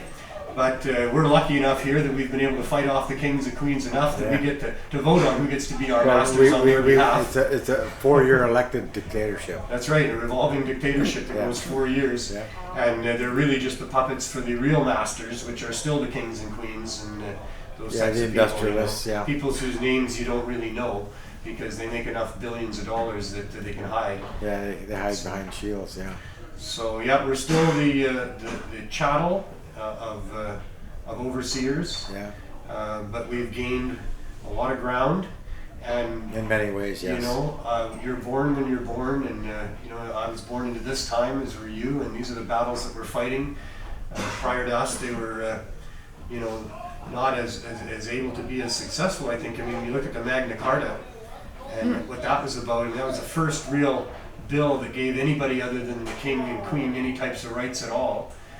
But even there, it was only just the noblemen that got any type of rights. The masses and majority of people, they didn't get any rights out of that. And we've fought and forged a long way to get to where we are. I still think we're kidnapped, and I still think they're blatant about it these days. But I don't. It's certainly not right. It's certainly not in line with what I think are natural rights bestowed on us by simply being alive and being born. I think that nobody gets to bully you, and it's just not right when they do. So that's what I believe. And maybe down the road in the future we can get a world that's closer to that. And I think we get it by limiting our public servants so that they can't exploit and expose and do the things that they do. That we make them transparent in their dealings, so they're not beaten behind closed doors. Look at our legislature and those guys just spending all our money on everything from wood splitters to expensive alcohol to suits and you name it. And first class traveling. If these guys get out of hand, they get out of hand. Well, they've been out of hand for a long time. I don't think they never in hand. Yeah. Well, we got that. They talk a good talk. Yeah. The whole idea of being a politician is to be able to smile and lie, and that's what they do. They're not in there for us most of the time, although even the ones that are allowed to be elected sometimes, and we do get them in there, but they typically get no power. They don't get to be the justice minister or any portfolio of any real influence. They're a backbencher, and they get a vote, but they got to vote the party line anyway. So you got to toe the line, right? Yeah. So it's really a system that is still not geared towards us at all. But whatever. We're gonna keep foraging for what's right. Yeah. And I think the pursuit of cannabis freedom is a linchpin in that fight. Oh, it's a huge one, yeah, for sure. And again, it's all about money and control, really. Yeah, it's because it's all about money and control in all these other aspects of our life. Mm-hmm. And now when they're coming in and exercising all that money and power and control over this part of our lives, which is for us then grow some plants, share with your friends, Yeah, I have agree. a network of getting supply. Grow 4 20-foot plants. I'm serious. Well, except grow 10, because fuck them. Yeah, well, true enough. Let's everybody continue to overgrow the government. If they tell you can grow 4, grow 10. Grow 40. And you can grow big plants and whatever, but let's all just continue to break the bad laws and continue to fight for what's right, because we can't comply with this, or that's how our grandchildren are going to end up. They have so much technology now to be able to scrutinize us and lock us down if they want to. Yeah, but we can scrutinize it's very, them very too. important.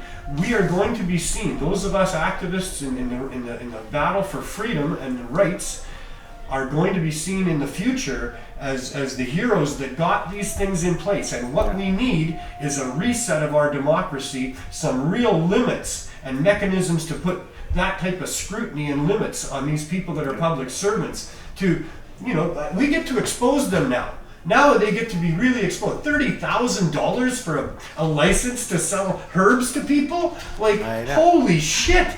Like, that's just one of a whole bunch of $250,000 fine for opening a dispensary under the Cannabis Act at this point. Oh, yeah. The fines, Pass a joint to a 17-year-old and 14 spend 14 years. years in prison. Exactly. I mean, so, holy... it's just outrageous. But hopefully we get to expose just how corrupt things have been about the cannabis file, so that we can now get some understanding amongst the public about, hey, you can't trust your government. Yeah. They're not your servant. They don't give a shit about you. They don't work for you. They're never going to work for you. They're never going to give a shit about you unless we force them by making sure that they don't get away with it. First of all, clear understandings of where their limits are. They only get to do up to here, and then they don't get to tell you anymore about what you have to do or can't do anymore. Right. And then transparency, so they don't get to do anything behind closed doors. When they start, in the morning, when they, drink their cup of coffee and say, "Goodbye, dear, I'm going to work," they walk out the door and meet their film crew. And there's 2 people there with film, camera and microphone, and they're broadcasting live, and it's, MP watch on your smartphone, and we all get to watch whatever MP is doing anytime that they're doing it. Fabulous. Hell of a lot cheaper than bombs that we're dropping on people to get them in line. And so we all get to see what they're doing, and they don't get to close the door. Sorry, I'm going to meet with this representative of this corporation right now, and you people don't get to see what we're talking about. No. We get to see what they're talking about. We're the ones paying their salary, God damn it. No private meetings where you get to be threatened or bribed into, wasting our money to protect their interests. That's right. The third part of that equation is that if they're caught doing it, it's a heinous crime. It is a serious crime to betray the public's trust and to, protect some private individual's corporate money interests at the expense of poor people and other people. Canadians. If you put on a side of a set of scales what the damage is done by the actions that you did, and a public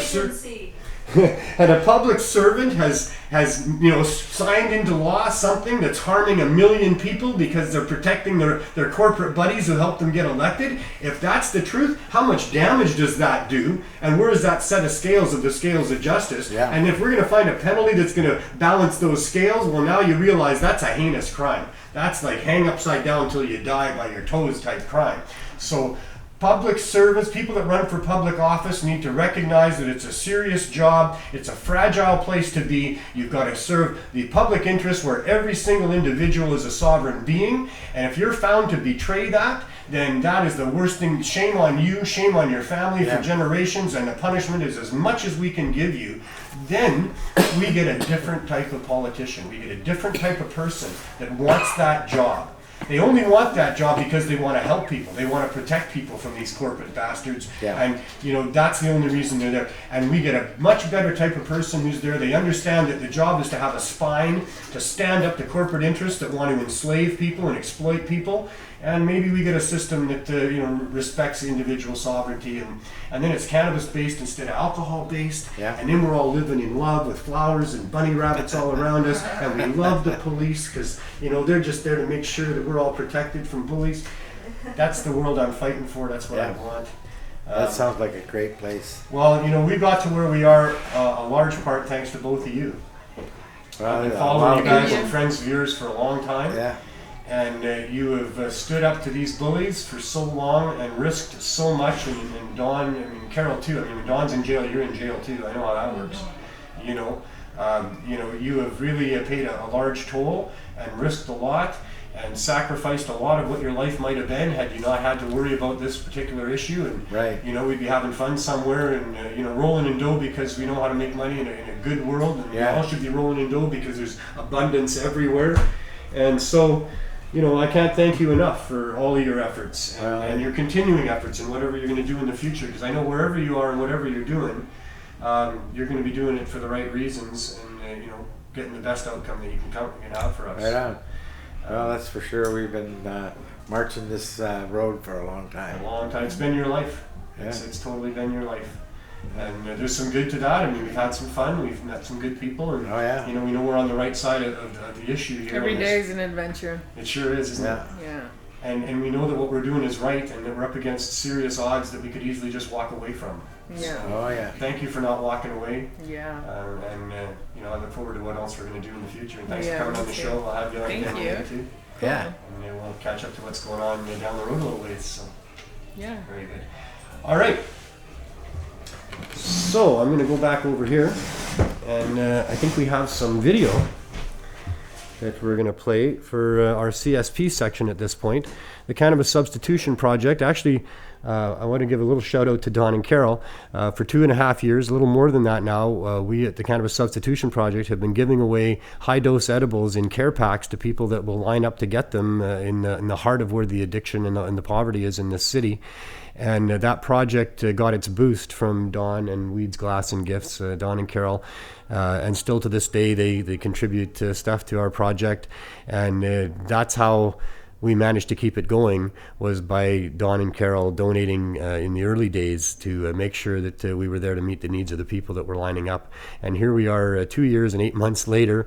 We've got the City of Vancouver passing a motion that's going to allow for the distribution of cannabis for the opioid crisis based on our efforts to show that it's effective and there's nothing to worry about.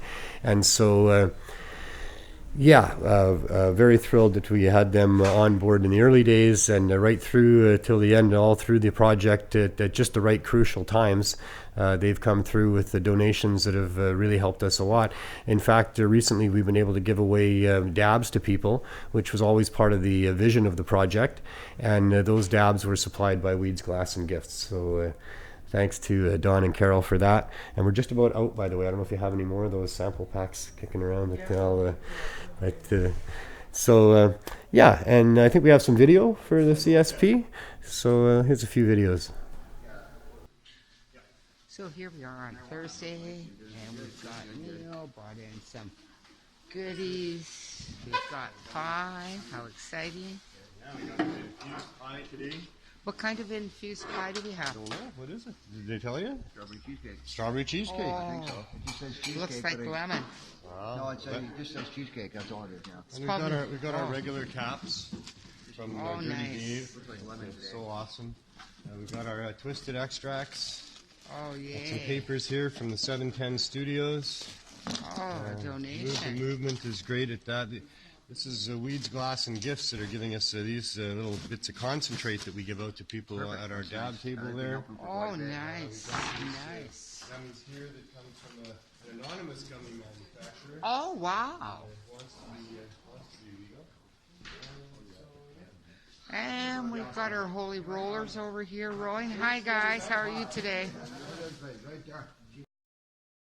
Hi, Bridie. How are you doing? Good, I'm good. So you're here for your edibles? I am, yeah. And which edibles do you get? Do you get the CBD or the THC? I like the CBD mostly because my food is autistic.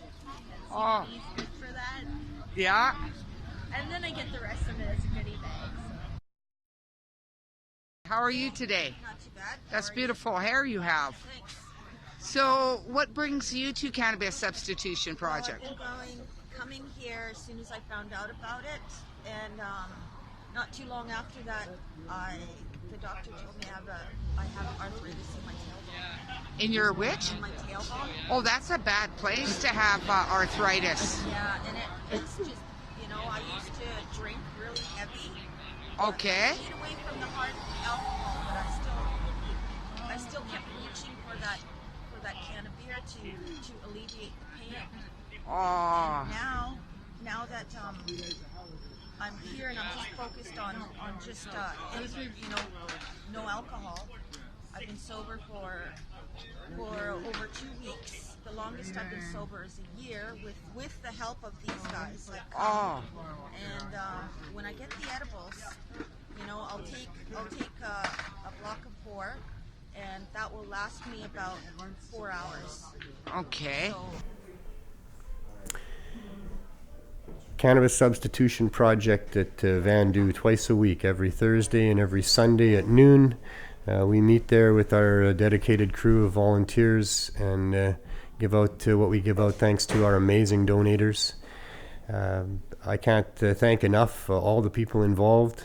The volunteers that show up never miss a day, know their jobs, do it extremely well, and pull off what is a very dynamic event twice a week with a sidewalk filled to capacity right around the block going in both directions.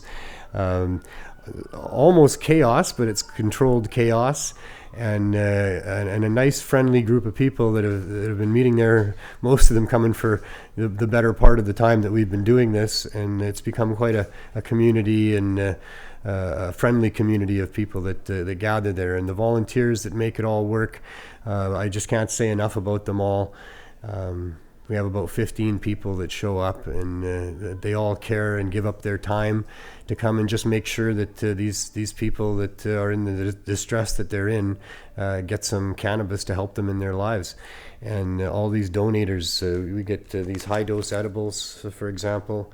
There's 5 pieces, they're 50 milligrams each in that one. There's 3 pieces that are 100 milligrams each in those ones. The people just love them, they ask for them. These are the special ones. Most of the ones we give out are a little less potent than that. We have like 20 pieces that are 5 milligrams each, and some that are 25 milligrams each. But the high-dose edibles are really in demand. We don't get enough to supply that need with respect to these particular 2 items. And that's just to illustrate how wrong the government system is with not allowing access to these products that are so helpful. And now with their legal stores not allowing more than 10 milligrams per edible, and at obviously inflated high prices and overpackaged again, and probably not even tasty if we know what if they're consistent. But that being aside, this is what needs to be available to people. These are 80 milligrams each. This is full CBD. This is full THC. We have indica and we have sativa. We have half and halves. We have canna caps.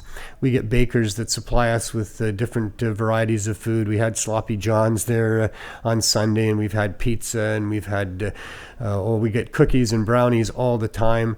And it's just a wonderful thing to see that the community and people within the community care enough to give of their time, and in many cases with the donators, their money as well, to help provide these people with what is definitely improving their lives, and in many cases saving their lives. This project was launched in response to a death crisis, an overdose death crisis, people dying, too many of them, in all walks of life, but especially amongst this population that we're dealing with, and all driven by prohibition, and the prohibition that even continues now with not allowing these items to be available to people. And so we're there trying to demonstrate how helpful they are to people and how safe they are for people. And a big shout out to all the volunteers and all the donators that make that happen.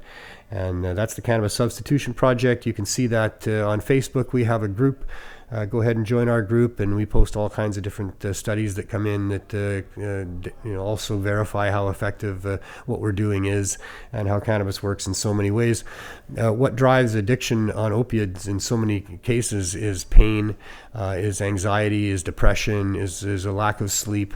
And really, cannabis addresses all of those things and does it in a very profound and safe way. So for the governments to be wasting our tax dollars trying to prohibit people's access to such things is a serious crime against Canadians and all people around the globe. So, that's our CSP report. We're getting towards the end of the show. There's a few events that are happening. There's the Halloween thing going on in the Kootenays there. You can check that out. Google that online. They'll charge you a fee at the front to get in, which makes you a member. And then as a member, you have access to a bunch of vendors and all good times in the name of Halloween, that crazy holiday that we have, where kids get to dress up in an effort to scare the neighbors into giving them their fix of sugar. Which really baffles me a lot that we, promote that type of thing, because sugar is a very dangerous and addictive drug. We have obesity is killing more people now worldwide than is starvation, which is a hell of a statement there. And people should be aware of the power of that white processed sugar to do nasty things to your body. And diabetes is no fun at all. It kills lots of people, but it maims them on the way to that death in horrible ways. So here we are allowing these corporations that provide these sugar products to exploit our children by having a fancy holiday where the whole premise is so crazy, because what are they doing? I mean, they're like joining gangs and scaring the neighbors, like, trick or treat, man. Give me my fix or I'm going to mess your house up and light your pumpkin on fire and all that kind of stuff. And, we think that's all just great. Oh, good, Johnny, go scare the neighbors till you get your sugar. And no, we should use it as a training opportunity. And I think everybody out there should stop giving sugar to kids. And when they come to the door, give them a little pamphlet on the harms of diabetes. And then we could do what, in the name of Halloween, which is all about scaring people. That's the best way to scare them into good habits. So check out the Halloween party, because when you mix weed with sugar, well, what happens is you consume more sugar. So anyway, go ahead and do it if you want. I'm all about freedom. Just don't impose it on the kids, right? So there you go. Now, also happening on that on that same weekend is the Saskatoon Prairie Harvest Medicinal Cup. I guess I should say that, the Prairie Harvest Medicinal Cup in Saskatoon. And that's an amazing, friendly place to go to gather with people that want to imbibe in cannabis. And I do support that event, and I think that people should go there. I think that they're having some trouble in Saskatchewan, and I'm not sure what I think about that or how to react to that. It's not me, and it's easy for me to say that they should risk what they got and continue to stand up against these evil forces that are trying to annihilate our culture and monopolize on the distribution of cannabis. But there won't be any cannabis vending going on at the event this time for the first time, out of fears that there will be serious repercussions from law enforcement. So go there and bring all the weed you can bring, and make deals with all the people that are there that want to get weed off you and other people, because there's going to be people that going to want to buy weed. So go and buy a ticket to the event, bring your weed there, help the people there that can't get it the way that they'd normally get it, and have as much fun as you can. And it's a great event. It's called the Friendly Cup for a reason. And I'm sure we're still defying rules and laws by being there, but if nothing else, we're certainly still demonstrating the power of the cannabis plant and the power of the cannabis community. So all the best to that event, and I hope that you attend, and I think it's a reasonable price to attend. I don't have those prices, but that's coming up on November 8th, 9th, and 10th in Saskatoon. It's been just the place to be for the last number of years as these cannabis cups have come along. I think Cheech and Chong are still on tour out there. You can check them out and see if they're coming to a town near you. They're always funny and informative, and I kind of liked those guys for a while. I was not too happy with how they were making people that use weed out to be stupid stoners. But they did that by smoking way too much weed and showing that people could smoke way too much weed and still sort of function. But here they are now, in their 80s, and they're showing people that you can smoke way too much weed for years and years and years and still be functioning, healthy old guys. So good on them for that. And they're very, very talented. Tommy is so funny, Cheech as well, and musically talented as well. So check them out on tour. Tommy has a dance number.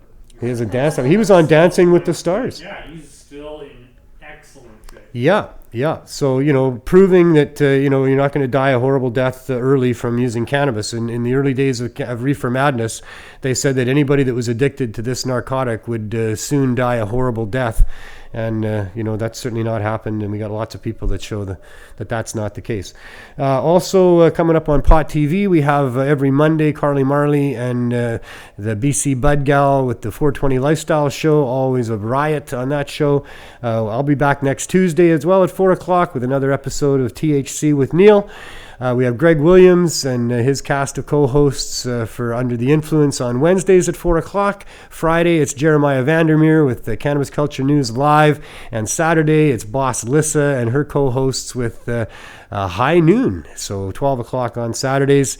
High noon. So High Noon. pretty close to 12.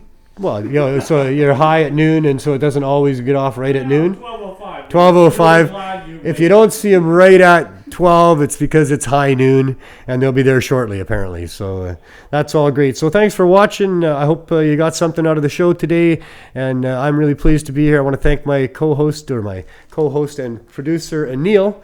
And he always keeps me on track. I want to thank Don Briere and Carrol Gwilt for being our guests today. That was awesome. For Jennifer Cole for coming and sharing the joint at the 420 session. And Jerry Martin, as always, for the Martin Medical Moment. Cannabis Culture for allowing this to happen here. And to all of you for all that you've done and all you're going to do to help us change the world, because that's what we're here to do. So while you're doing that, just have as much fun as you can. We'll see you next week. Are we still banned on YouTube? I'm Marijuana Man. Welcome to From Under the Influence. If they had weed, guaranteed they would make money. That's the only conclusion I can come to, is they don't have any weed. Because people are still going to buy it, for God's sakes. People actually like weed and want to buy weed. And a huge number of people have no choice but to come and buy it from you. And still, you can't make money? Holy fuck. Now what? What are you going to do to us now? When I was even at a very young age, go, wow, like, why would this be illegal? It is so much fun. Outlawing laughter and feeling good? Yeah, What? laughing. Thanks for joining us. See you next time. Peace. And pod.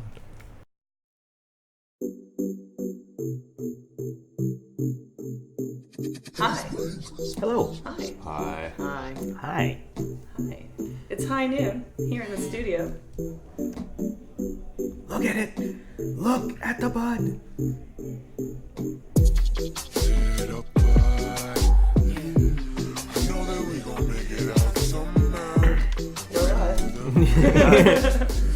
Right there. And it was just like so many people, and I was like, whoa, this is amazing. I was like, I have to cross it. Acronyms, baby. I love so how you paid they're $8 like, for half a pencil. I love just put it out there.